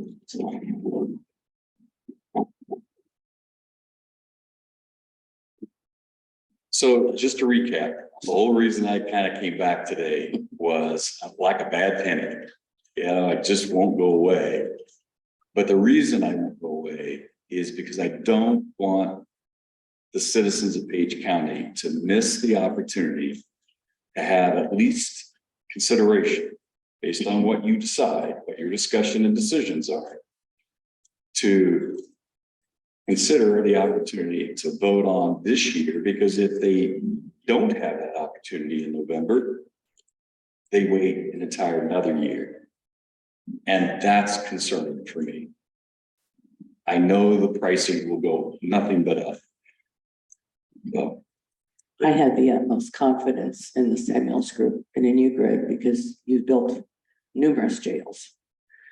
And I think I know you know what you're talking about. And I know Page County would be in good hands. I know we are in good hands with the design that you've made. And I would really like to make a motion at this point, and then we can have discussion if we can get a second, that we proceed with the total package as far as the jail, the sheriff's office, the EMS, and the EMA, excuse me, and dispatch, all under one roof. And then we can still talk about Clarinda. But at this point, I would like to see it all under one roof. I would like it to see us educate the voters. I would like to see us put it before the voters and let them make the decision. It is not our decision as a Board of Supervisors. It is up to the voters of Page County. Yep. And that is my motion. I'll second that. So the four things. Yes. Yep, I would second that. Okay, I got a motion and a second. Discussion on that. Yeah, without Clarinda. Yep. Good Brad talk. No, we're discussing right now. And I would, yeah, I don't have a problem with having all the sheriff's offices and the EMA.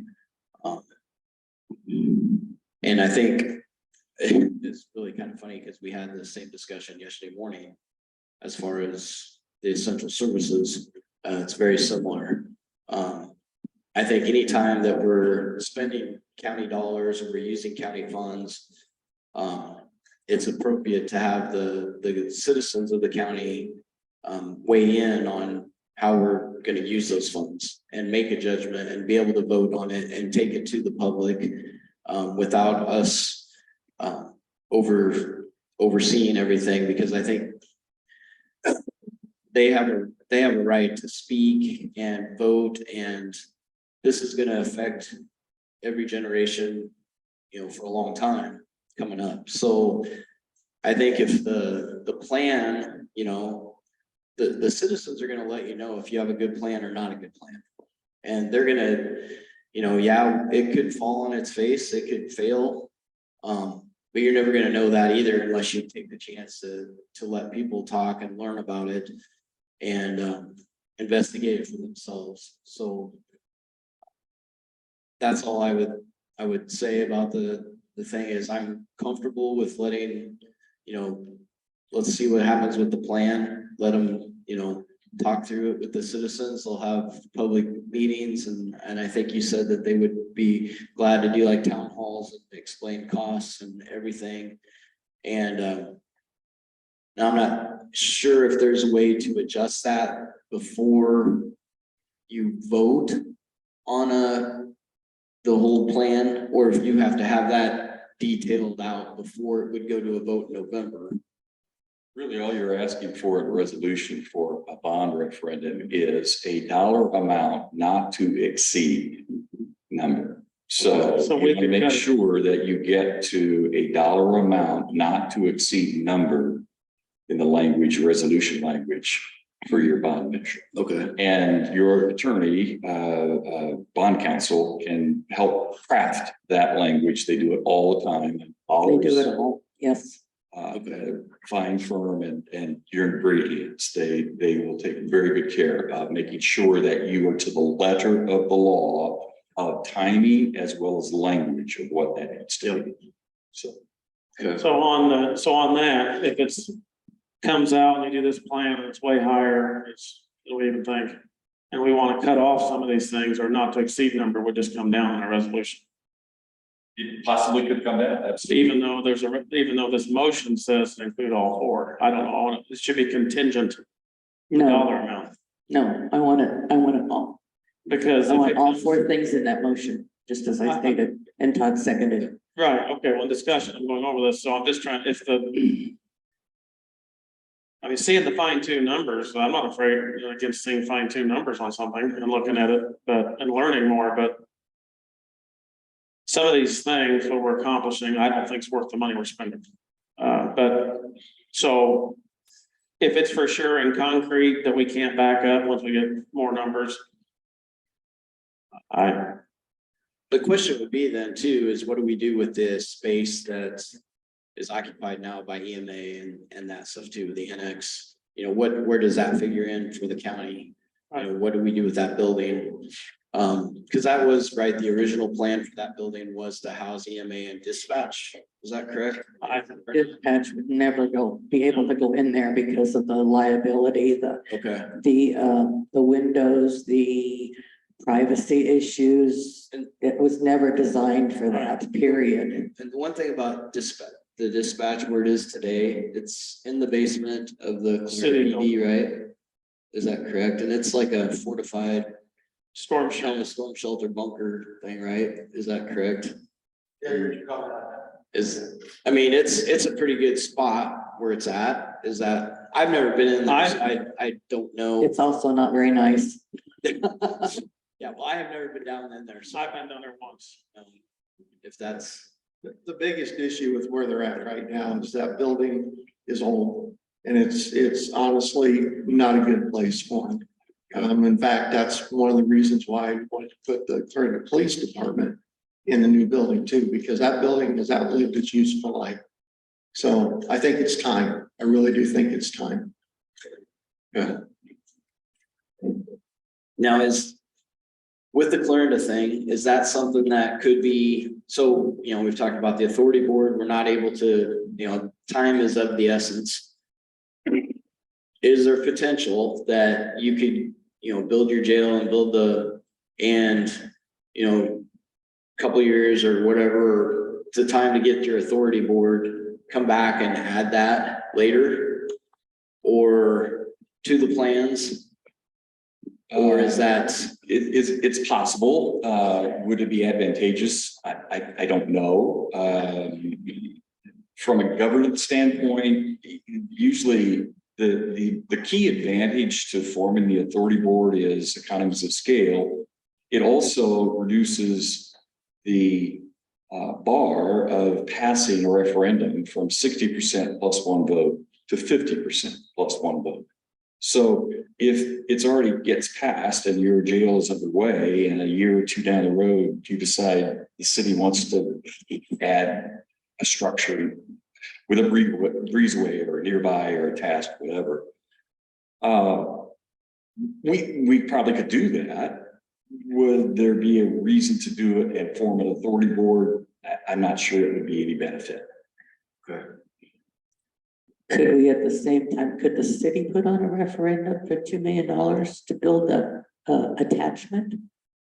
Or next door or whatever at the same time we're doing this? Since you have the money? And this is in the city limits, correct? I think that's, I saw It's that. partial city, partial county. That's why it's a good location. Okay, so it splits in the middle? Yeah, Okay. but unless they change the law, last I knew, since it's essential corporate purpose for public safety, I don't think we have to have a referendum. Okay. That's my understanding of it. So unless they change that law, since it's essential, then we would not have to have that. Do we just have to have something that says you can attach to the building? Is that? Or it just does a standalone? Yeah, that I don't know. Obviously, that would have to be investigated. Okay. But Greg, you said if we add them in, then it goes to a 50% plus one. That is correct. If you choose to form an authority board with one representative from this group, one representative from the city council, and then the third representative representing the citizens, it would require 50% passage plus one vote. So it's a simple majority rather than a super majority. Okay, if we pass the motion that I just did, can we still discuss this other and add it on possibly? I don't see why not. Okay. The question really for the county attorney would be, how quickly could that be formed, created, and engaged? Is there enough time to do that before September and still keep everybody informed and be? I wouldn't think it would take very long to do that. That'd be something I have to talk with the auditor. Yeah. Okay. Okay. Could we vote on the motion? Yeah, we can. Is there a discussion on that? We've got to include all four things other than the city, police department, and go forward with that. And there's a reason I would do it probably has 60% majority on something like this, because it's a big deal, you know. Right. It means the big majority supports doing something, 100-year decision, what we're talking about. So if we pass the motion, so your motion, Judy, would be to have all four entities, not the Clear Police Department, or are you? No, mine right now is the four entities under the one roof. Okay. With the possibility of further discussing. Yes. Okay. So that's our motion, the four county offices, not the city department, city police department, under one roof. The way our projections are, which would be somewhere around 15, the estimate, around $15 million to do all those things. And this referendum, so once again, this referendum needs to have 60%. This would have to have 60%. For this one, right? Correct. That is correct. Doing the county alone would be 60% plus one. Okay. I'm in a second. Yeah, She already did. Discussion, he seconded, so we can vote on it, I guess. Yes. No more discussion. And this, let's be clear about, so this is settling on the location, correct? So we've settled that. We don't have to worry about going and second guessing and looking and then moving forward with plans that you've provided. Basically getting everything going motion wise as far as architects and things like that, or what's the next step after that? Just to get it on the ballot? Our next step is a decision to move forward. Okay. That you'll support a resolution at some point prior to a vote, whether you call for that before September for this year or at some point in the future. But at least that gives us direction of what you want included in this package. Okay. And then we can confirm pricing. Yeah. We can also we won't draft floor plans, but we'll put boxes in place to represent our spaces. And we'll create a rendering so that the citizens can kind of get a sense of and see what it is that they're going to be voting for or against. Can I amend my resolution, my motion? To make it so that we move forward to hold an election in November. Along with what I said. Can I do that, Melissa? You have to rescind, Do I want to rescind it? rescind it and Okay. add something to it if you want to. Is that what you want to do? Because you have to read. Okay, all right, Want to go on with this one, or what do you want to do? just a minute. So is that, you're basically wanting to make sure that it's on the ballot for November? We can try for it, yes. Okay. If we don't meet all the, I guess what happens if we don't meet the criteria by September, is it 21st? Is that correct?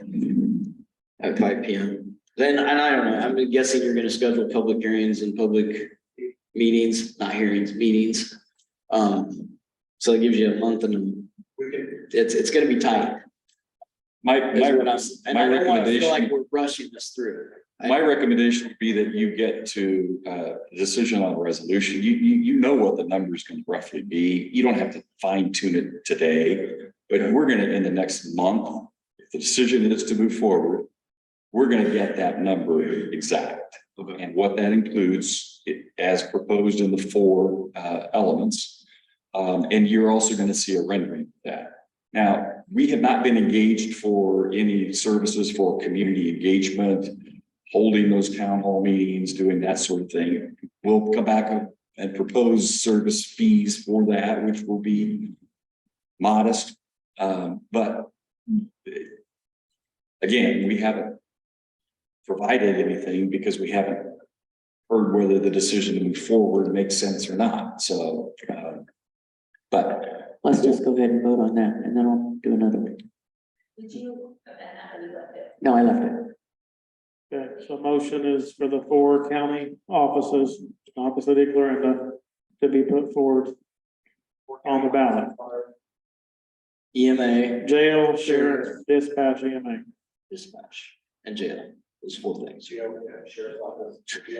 And dispatch, yes. Okay, so we've got that all clear. And I was second. You want You to just vote? need a, just need a second for that? You second. It's not the same thing. Then she made the motion, Todd seconded, so we just went over and over it, make sure we understand.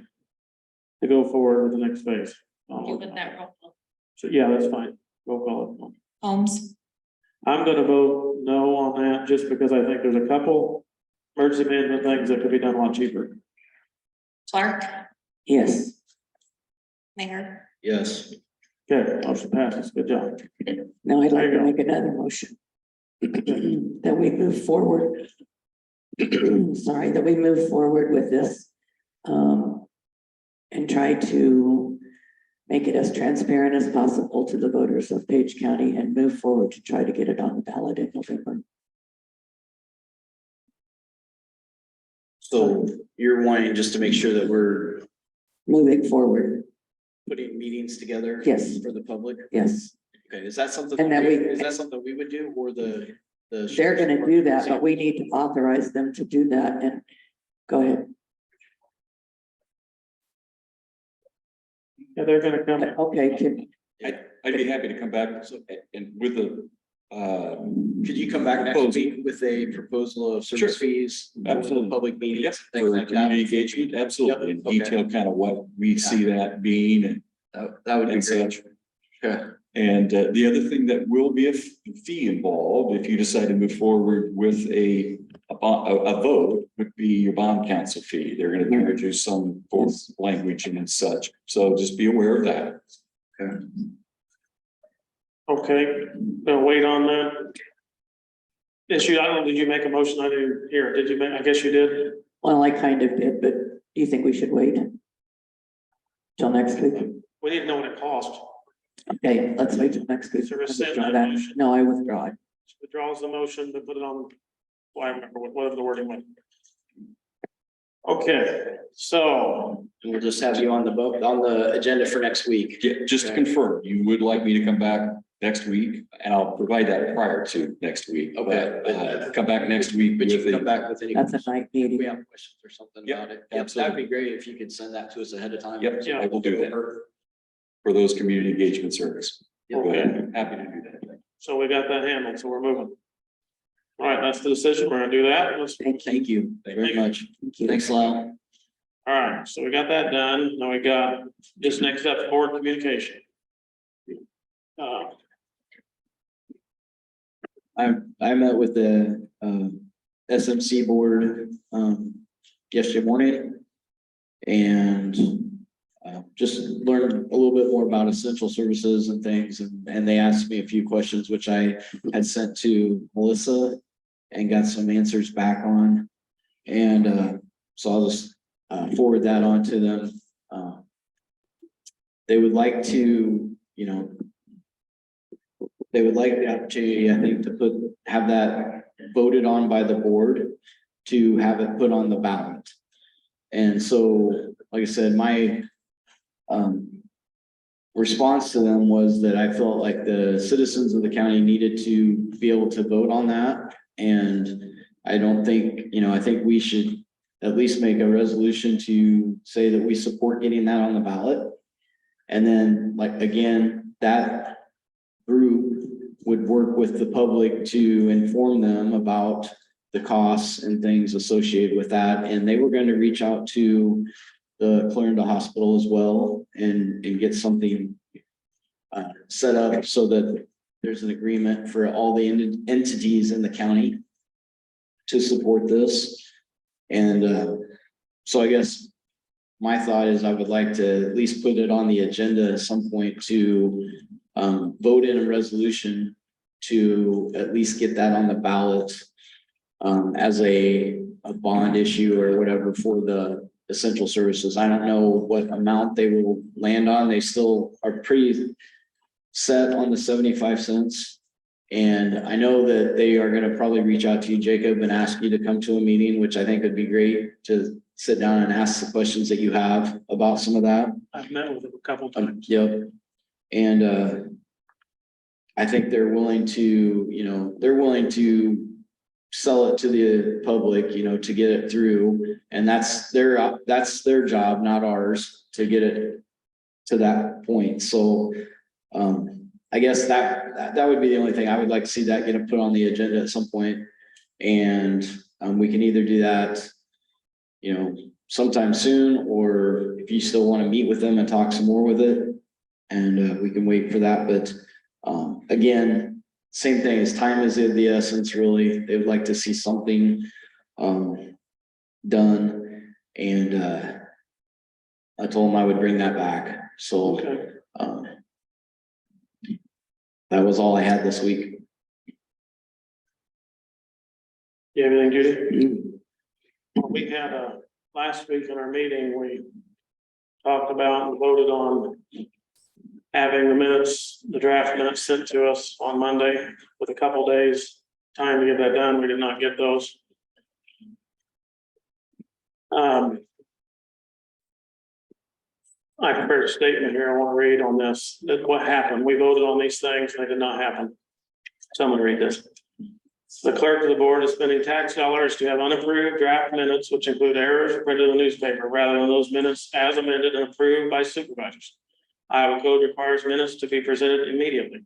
Because supervisors meet weekly on Thursdays, it is effectively impossible to comply with code requiring immediately or within 1 week. We agreed in this boardroom during our June 29th meeting to hold a special meeting to discuss and approve the corresponding meeting minutes prior to the next regular Thursday meeting. This is to comply with Iowa codes, 1 week due date. We agreed in this boardroom to receive the minutes prior to the adjourning of the meeting. However, the auditor clerk said that was impossible. So not possible. We compromised and requested them to receive the minutes on Monday by 4 p.m. We further agreed in this boardroom to meet on Tuesday morning, but were reminded this was the 4th. So we settled on Wednesday morning at 8:30. I sent the information for the agenda to the agenda email on Friday. I sent a reminder email on Monday, early afternoon, and before the holiday. No response, no communication was received from the auditor's office, and we received no minutes and no agenda for Wednesday meeting. Through such absence of communication, the clerk has effectively terminated or shut down county business. And her actions are hampering the supervisors in their ability to meet and perform their statutory duties because she is choosing to reject or ignore the majority vote of the board. I told you last Thursday those things would not be possible, so I did it. I did communicate with you last week and you chose not to listen.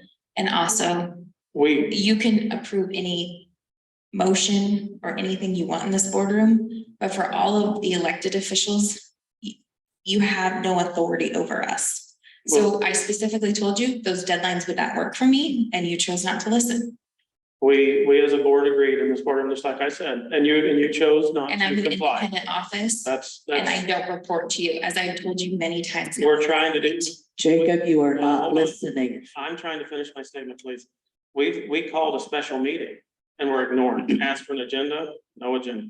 We agreed on these things. The board should be able, can you decide when the board meets and doesn't meet? Is that up to you? Is that your power? You have the authority to push out an agenda too. As far Okay, as I'm concerned. then you have are you gonna asked. send the clerk to take the minutes? As for the minutes, I have told you repeatedly, those deadlines did not work for my office. It was. For the record and all those concerned, we have had no minutes sent to us It's again called this you've week. chosen to continually not listen. I'm not gonna fight with you on this anymore. It's No. not the point.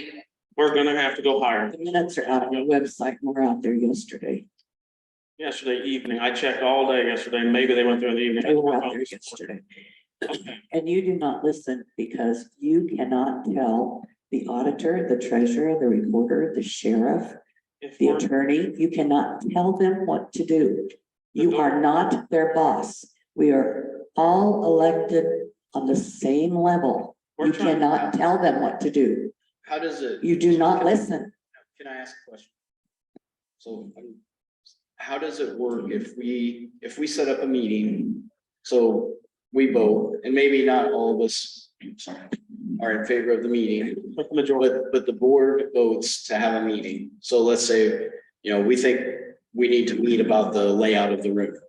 And so we would want to have, we have to have an agenda for that meeting, correct? Because we can't meet otherwise. The only thing on that agenda that you wanted was for the minutes and they weren't available at that time. When are We the minutes decided available? on Thursday night late and I had already approved vacation for some of my staff. We were short-staffed. And it was also a holiday week, so sometimes those things don't work on somebody else's regular notice, so. Okay. Also too, I want to point out, I put the organizational chart. I Yeah, had Corey put that up. It specifically shows that the auditor, the recorder, the attorney, and the treasurer and sheriff are. We answer to the voters of Page County, just like the Board of Supervisors do. As you can see, it does not show the auditor underneath the Board of Supervisors. I've continually had this discussion with all of you. You have chosen not to respect my position. You have chosen basically to exceed your authority by continuing to pass motions last week that you have no authority to. We have authority to Approve? pass a motion between the board. You don't do we? not when it's regarding my office. Okay, That's so. like you telling the sheriff who he can arrest and who No, he can it's, arrest. it's Or you us telling saying, the hey, we would like who to meet. he can prosecute and who he can't. You do not have that authority over any of us elected officials. So and we you can't, can- so you we guys can't have continually meetings. We chose not can't, to do we that. can't vote to have a meeting.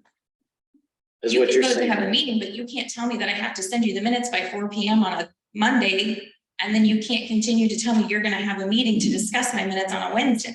If I don't have them available to you yet. So maybe the And question I'm not since you're here. violating the code of Iowa by publishing the minutes, which I've told you. Yeah, you're not giving us an opportunity. To be very clear.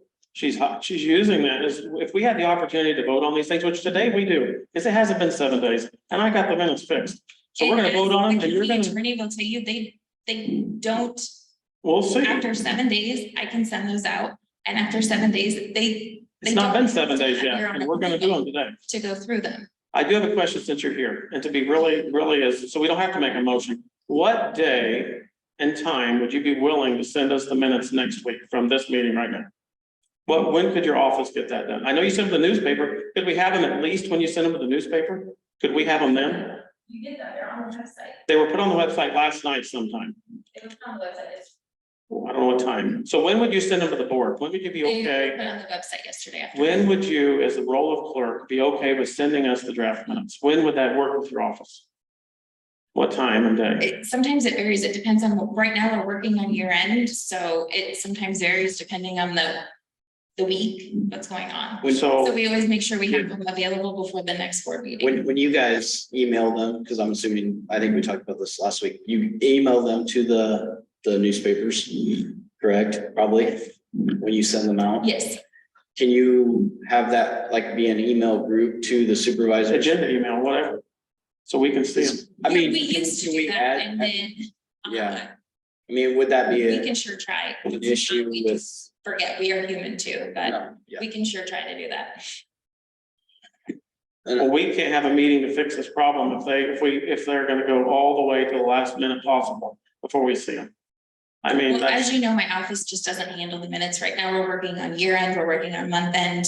Exactly. We're working on balancing different things. And so we also have payroll coming in, we have claims that we're handling. And so I know that you look at it from one standpoint, but our office has a huge responsibility and many different responsibilities that we're trying to accomplish. And with you continually trying to micromanage my office, it really doesn't help the situation either. this board needs its minutes. You operate as clerk. Micromanaging is not asking you, please send us the minutes with time or we can look at them and maybe amend. You know what? And these minutes we're gonna go over in a minute. Todd's name spelled wrong 4 times. 4 times. It's spelled, that's as small as. He and I had chatted about that and I told him I would make sure we got that. And that's the most minor thing I've got. I've got tons of stuff in here that's incorrect. Not even the whole, not objective, just incorrect, not true. I'd like to make one statement, which I've said before. If you don't want it in the minutes, don't say it. Okay, I'll respond to that again. We have multiple cases. We did not say things that she put in the minutes or whoever wrote them. So that statement really doesn't fix the problem. I'll I think respond to you're that again. looking at it from the wrong standpoint. You continually try to rewrite the minutes and give them to my office, and that is not your authority either. So when you're doing that, it's not helping anything. You're just. We're writing amending. things Can we amend our minutes? Do we have the authority to amend? So Carl, could you please speak on this? we have a vote every. You're on the record as is on this. If you say we Every board of cannot. supervisor meeting, we vote on the minutes. We say, Yeah, all boards do. let's look through the minutes and we can pick out discrepancies. And that may be one of those areas where I wrote down some notes about potential questions and I'll email you guys for a formal AG opinion. But that McMurray case from 1978 says that essentially county officials are to exercise their statutory duties independently of the board of supervisors. So, and again, what I said earlier, I think the way this is set up with the legislature giving the duty to record the proceedings of the board and publish those with the auditor, not with the board, was to make sure that the board didn't sugarcoat its own meeting. You know, didn't try and put themselves in the best light favorable. It provides an independent record. I mean, you can go to the extreme of having a court reporter here who transcribes this thing in detail. I mean, that's one option, but you can do that only with the consent of the auditor to have somebody else do the minutes. And our biggest thing, I think, is, you know, we have a lot of discussion put into the minutes. And we want to have the ability to at least correct that if it's wrong. If it's not, everybody in this room would not, nobody wants to be misquoted. Right, and you should be able to protect yourself from being misquoted. I mean, the sheriff he doesn't want to be misquoted of saying things, and the auditors and the recorders, and nobody wants to be misquoted. And errors crop up. And Right. ways to correct those errors. Exactly. And what I said is, when I'm trying to capture all the discussion, obviously there's room for error. There's times when you're going to get part of this, maybe you're not going to hear everything. And Jacob talks so darn fast. I don't know how anybody would type what he's saying, but the thing is, we just have to have that ability to fix it, or at least discuss it and fix it. whether, we've talked about, if there's things Judy likes that she wants on the public record because she said it. And she wants it out there that, hey, I want everybody to know that I stood behind this or I said this. I don't have a problem with putting that in there. I think that's great. But if there's something on the record that says, well, Todd said this when I didn't say it, and I would like that taken out, well, it's already made it to the public. And so now the public perception is, well, Todd's against this or Todd's for that. And I didn't even get a chance to correct it. Do you see the issue? I do. And I'm not trying to belittle the auditor's office or anything. I'm not trying to say that you guys are doing a terrible job. But the problem is you're trying to take everything out. Like, I mean, when I look at what Jacob wants taken out, he wants motions left in and how people voted, and that's it. Yep. And the dollar. And you have agreed So with it consistently, if so the it's not facts- even discussion, it's you want nothing in there. Well, half a discussion, but not the whole discussion. Hang on just a second. So then I've had the multiple. board cannot minutes. amend that to put in what, to have what we want to be in there. As far as amending the minutes, because a lot of the issue is discussion. Discussion has been a problem, Since the and it's beginning of this year. right. And it's not the fact that, the discussion is in there. I think it's the fact that we can't capture everything in the discussion. And I would hope that you would agree that, yeah, there's things that you miss or you didn't hear, or, Right, you're but not. I wouldn't say there's anything not factual in my minutes at this point. If there's only half the conversation, then it paints a different picture than if the whole conversation was there. And I think that's what we've been trying to say is, if we're gonna put the minutes out there the way they are, let's make sure they put the whole conversation. If they're not, if we can quit arguing about minutes, the best thing to do is not have all the discussion, because that's the thing that sources most of the argument. Right. Is the discussion. And if we just had, the facts of the minutes, the motions and everything that is required, then. But then the public doesn't know half of what's going on either. The more you try to take out of the minutes, the more upset the public gets. I've No. had many constituents reach out over the last several weeks stating how they appreciate the minutes. Yes. Not everybody can watch the videos. not And everybody I've says had they're people interested. do that too, and I've also had people email me about the minutes. And then they read the minutes as gospel because it's in the minutes, and that's not all that was said. So then I have to tell them there's this part, because they don't nobody goes back and watches the video. Plus, it's hard to hear on the video. I agree. And hopefully these new mics will help. But we're constantly having to tell the public when they text us or write us that, hey, this part was left out of the minutes. And we tried to amend it and it didn't get amended. I think the part you guys, and you can correct me if I'm wrong, Carl, but the part you guys continually miss is you guys want to rewrite the minutes how you would like them. And that's not your authority. But we're My not job is to rewriting. write the minutes, and We're if there's a amending. factual error, Yep. like with your name being misspelled, I will correct that. However, just because you don't like a sentence or something that's in there, you don't, like, that's not the purpose of amending the minutes. If it's for only those part of the purposes. sentence though. Am I correct in that, Carl? We've done this for years, opposite what you're saying. I've been here for 2 years. It was nothing like this. If something was not stated right, we reworded it and we voted and passed it over and A over board chair and has over. never handed me minutes. He has rewritten and crossed out everything in the minutes. When I was doing this a couple years ago, I said, you prepare what the changes are and give them to all of us so we can see. That's what this is. That was like a sentence or an Or issue, in a two. word, not. Not the pages whole of thing. information. We voted as a board in January to not have the discussion, so we wouldn't have all these. And half once truths. again, that's not your authority to. That's decide what that. we need to go to Attorney General on that. I don't agree with that. I would just say something here. We had a long discussion with the Samuels group just a bit ago. If we do the minutes the way at least 2 of the 3 board members want them done here, none of that would be on the record. It will be That in the entire thing would be news. gone. We have 2 media sources writing a story about everything that happens here too. everything of So why importance. don't you want that discussion about the? The minutes, record? well, I don't have a problem with it on the record, factual, objective facts, we don't have a problem with that. But that's what that is. Discussion, you can discuss one way and vote another. You can discuss in favor and then vote against. It can happen, and that's why discussion is very dangerous in minutes and their official records. This is not a news story. We're not writing a news story. It's the official record of the actions of the board. It's not he said, she said, which we've talked about at length. Are you saying that the article that was in the paper last night was not factual, What do you mean article in the paper? though, about the board meeting? I don't even know what article you're talking about. All I'm saying is these are minutes. And we have two news sources giving their opinion about what happens in all of our discussion and quotes that they pick to put in there, which is their prerogative. And people can weigh that out. The minutes are official record. Discussion is. Did you want to speak, Has to be Brad? very careful what you put in there. You want to speak? Might as well. Go ahead.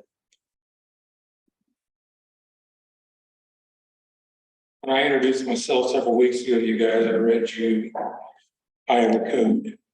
Speak it to the mic, Brad. Excuse me, when I introduced myself several weeks ago, I read to you verbatim the Iowa code. And this goes for everybody in the room. And the minutes shall show the results of each vote taken and information sufficient to indicate the vote of each member present. The vote that you took today, it should be noted that you did support and you seconded the vote. It should be noted that Jacob doesn't want us to spend any money on extra offices. He voted no because he disagrees with. That is what we, the public, should know. Absolutely. Okay, not what he said or not what, but clearly Jacob disagreed and you two supported it. That's what the minutes should say. Why we are continuing to fight about this. The auditor, she has the ability and the right by the code to take the minutes. If you disagree with that, Jacob, talk to your legislator, whoever it is that you got online, talk to him. But the reality is, talking here is a waste of everybody's time. Correct. So please stop beating a dead horse and talk about the minutes. It's not your responsibility. If we vote on it is, and I don't believe that we can. Jacob, one last time, you're not listening to, it's not your prerogative to vote on them. The minutes are not yours. I do not believe that. That's because you don't believe the attorney general. Code. I do not believe that. Just because you don't agree with it doesn't mean it's not true. I don't know how, if you're the end all on this, I didn't know that. There is more than one opinion on this. So.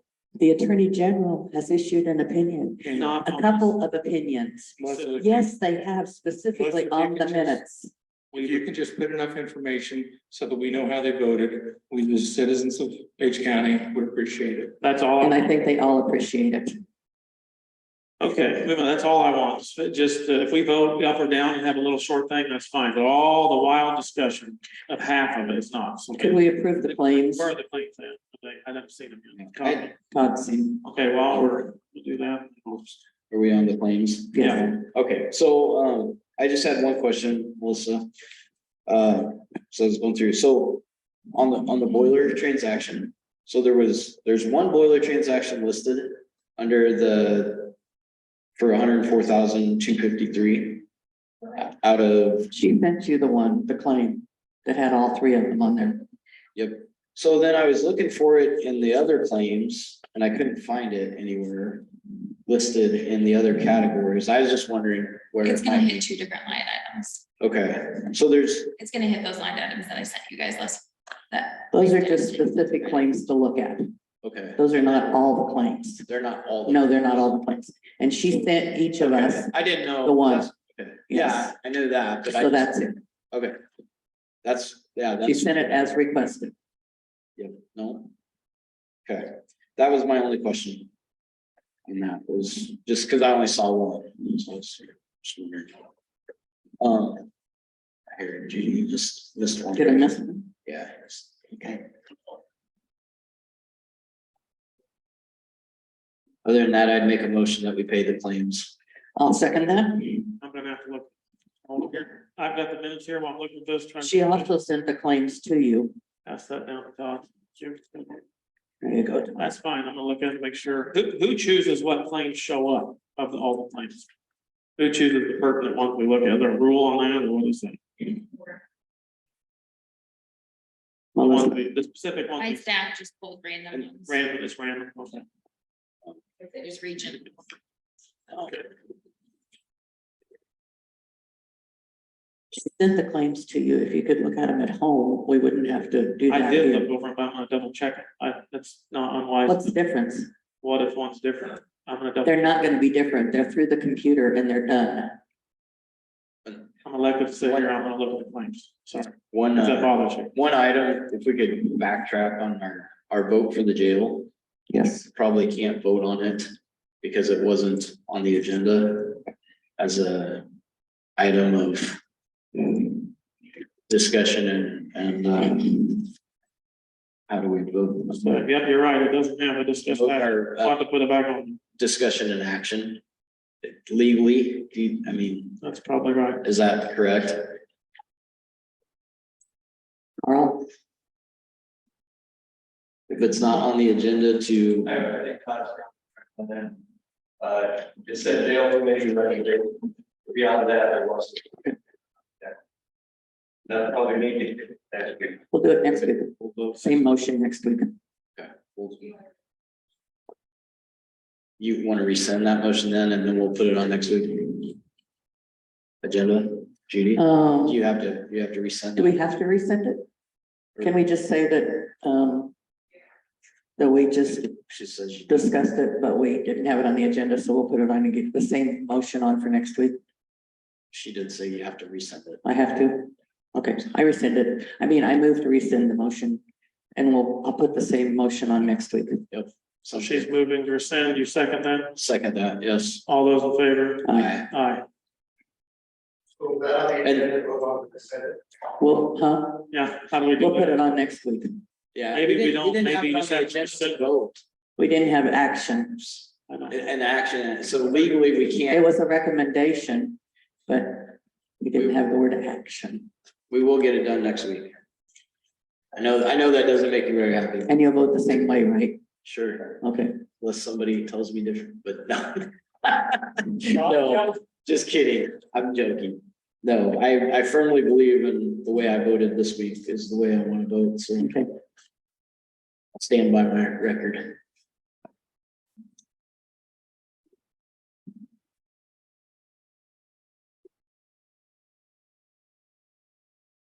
Well, I have a question for you.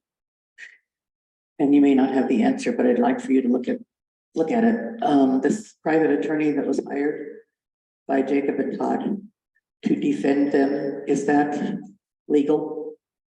To defend two supervisors when there are no charges? Is that For legal? advice. Is that legal? No, is that legal for the county to pay for that? I think they can choose to retain counsel, although it is a little bit hard for the court. Because typically investigations are done prior to that.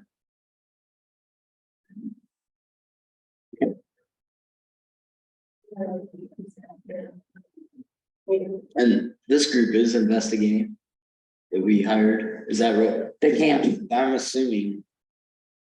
They cannot defend you and investigate the same No, claim. I don't think we hired them to defend us. We need somebody that's impartial. That's different, two different things. The whole point behind having Ehlers do the investigation was they're already contracted with the county, my understanding, as kind of a conflict HR person.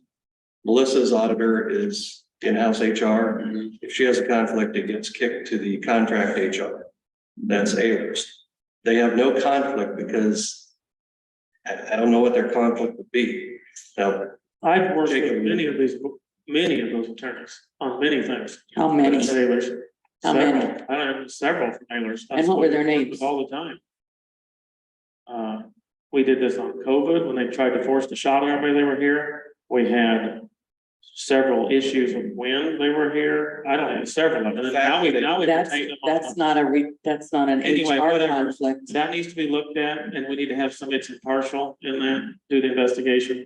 That's not a big deal. We're paying attorneys one way or the other. And we retained Ehlers to work on the carbon stuff, and I looked, he's charging over $300 an hour, $350 an hour maybe. So this throwing out numbers, trying to make pictures is not. I would just say that's inaccurate. the choice of the board to retain. The board's choosing to get some legal counsel. I still would like to know who recommended them. You know, on that, you bring that talking about heights. I've specifically told, do not release my name as a supervisor because I'm afraid what's gonna happen is somebody coming after them. So I don't think. I don't know why you're so We're on the worried about same level, Jacob, I don't know why you're upset about it. What's it matter? because it should be public information. I don't know. If somebody gives me advice on something that's public information, Yeah, I would think so. no. And they don't want to be come after for giving advice. I don't go after people I don't know why you're so worried. I don't know what the worry is. because it's public information and I would like to know. The board chose to do this, and that's what we're doing. And one big reason we needed it, which Teresa said that last week, was we asked when and where these things happen. We're told that's confidential. I want some help in the preliminary stage because I don't know how to even deal with this when I'm being accused of serious things. I don't know when or where they even happen. So we need some legal advice that's out of the picture to help us. Okay. May I ask a question on minutes? So, on the jail meeting, that there was an agenda, but there was only one board member at the meeting. Does that need to be in the public record? It was never called. If it was not a really, not it didn't end up being a meeting really, as far as the board is concerned? It was never called to order. It was the I meeting. mean, it's a jail meeting. It was a wasn't jail jail meeting, meeting, but it wasn't. It's not a board of Listed supervisors. as the supervisors going to it, so typically whenever we have that, I know there was 2 present and then 1 left. The board was ever called to order. But prior to that, anytime we've had 2 attend a meeting, there has been some sort of minutes kept that. I tried to basically report 2 that. of them Okay, And this- even though there wasn't and in 2 the there official when it was called. capacity. Okay, and I can check with Carl on that, because I debated after, yeah, I just wondered if there was some legal deal with that, if it's. Since I think Judy was the only one that stayed. In your community, I just said, I'm called very well. Out here. In all courtesy, I guess, to say those moves. Can you put whether you're gonna approve Ahead of it. ahead of him discussing that, and then what is the answer? That you put approve, discuss action, or whether or not we want them to continue with this project. Definitely. I think we put it in that order on the agenda. That makes sense. And I don't care, you got that one first, as far as whether you're Yeah. gonna approve or not jail, Yep, continue with what entities, and then go down farther with him if you have something in between, but at least out of courtesy, because you do that, that's my request. yep, absolutely. Thank you.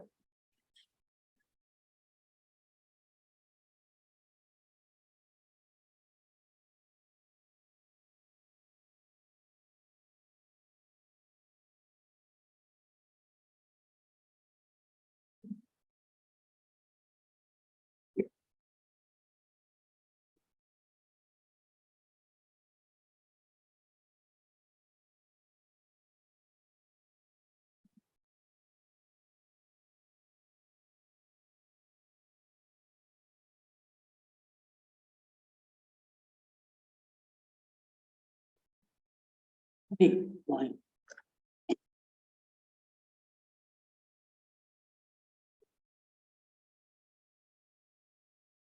Yeah.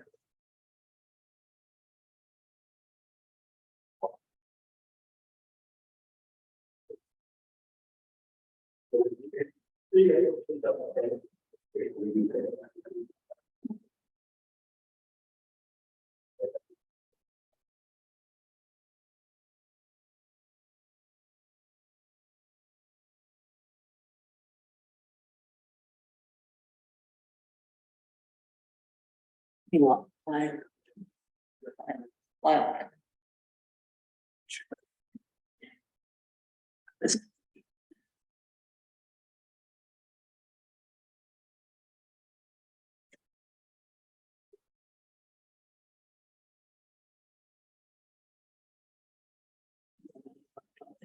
Greg had asked to have it put on discuss action Yes. on whether you want them to move forward after they give their presentation. Okay, same as group. So that you guys could make a decision on that. If you want to table it or whatever at that point, that's your decision, but he asked for discuss action on that, and then as well as the discuss action. I thought when I requested it, I had please discussion. Action. Yeah.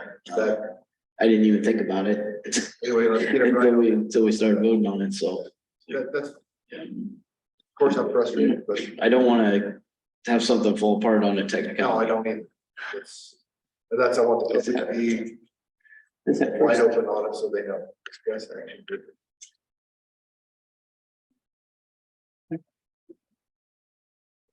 Is that right? Is that good wording? Yes, Okay. only I want them switched around when you put them on the ballot, please. Out of courtesy to Samuel. But. But it's, Put the Samuels group first and then. that is first. The jail vote. That's first. This one, You want this one first? that should be, that way you can move. Then we forward. move forward with this. Okay. That's what he asked, that Okay. the vote to move forward with what you would voted on today. Yeah. Percentage. Okay. Would be there, that way. They're making their choice with them. I think I got I've got a return follow. Okay. Thank you. one little thing I think Todd missed there, maybe that one sheet. Maybe I missed where you had level. Okay, is that just that one spot? Okay. So we have did you make that motion on the claims? Yeah, I You did. did, you had a second on the claims. Judy. All right, any discussion of claims? All those in favor? I, Aye. Okay, on the minutes, I provided the two of you with the correct minutes. do you have your folder? Oh, I don't know if I got, what color? No, I think she just handed it. Or did you just hand? Okay. Okay. Did you have a chance to go over that was in the claims? I did look at the minutes. You want to make a motion on it? I'm done. We're within the 7 days. Get this done for the morning meeting. I would move that we approve the minutes, amended minutes. Yeah, and we'll give the copy to the auditor. To point out one quick thing in there, we took a roll call vote in the minutes, which was not in there. We took a roll call and that it just says second, it didn't even say there was a vote. We took a roll call and I included our actual votes in there. Several things like that were just not in the minutes. The roll calls would be there. And it was different. We didn't vote unanimous, so it shows how each of us feel on that motion. So the minutes were incorrect, it's not there. So anyway, we have our amended minutes, which we prepared, I'll second that. Yeah, and there was just, one correction was that there was a vote, but it also stated in the same line that there was no second. I was trying to see where that was exactly. I saw that and I went back to the video and I could not make out, and that everything about the sound went crazy in the middle of that. So, but if we vote and there is no second, we really can't vote, right? So Technically, I we need to mean, put that on the agenda next week again. Probably discuss that better than I could, but technically in the past we have. that's what I was wondering. So we'll put that back on the agenda. I think I noticed that and I could not make it out, so we can put that back on the agenda next week, just like the jail. Okay, that's, that I was- noticed that too. So I could not make it out because the speakers worked for 1 hour. Nothing changed at that moment. They went haywire. Then they came back. Hopefully, we're getting positive feedback on the mics. Good. This week, I hope everybody can Hopefully hear. better. Okay. Well, on that, we're gonna give our copy. You hand your copy back there. So I believe we can vote on. We'll see what happens in the future. There's our copy of our amended minutes. All those in favor? Aye, opposed. So we have Todd in favor, I in favor, Judy against. Okay, we're done with that. We'll hand them back to the clerk with the claims I move we adjourn. and we can adjourn. So we moved to adjourn. Second. Good, we're adjourned. Thanks for coming.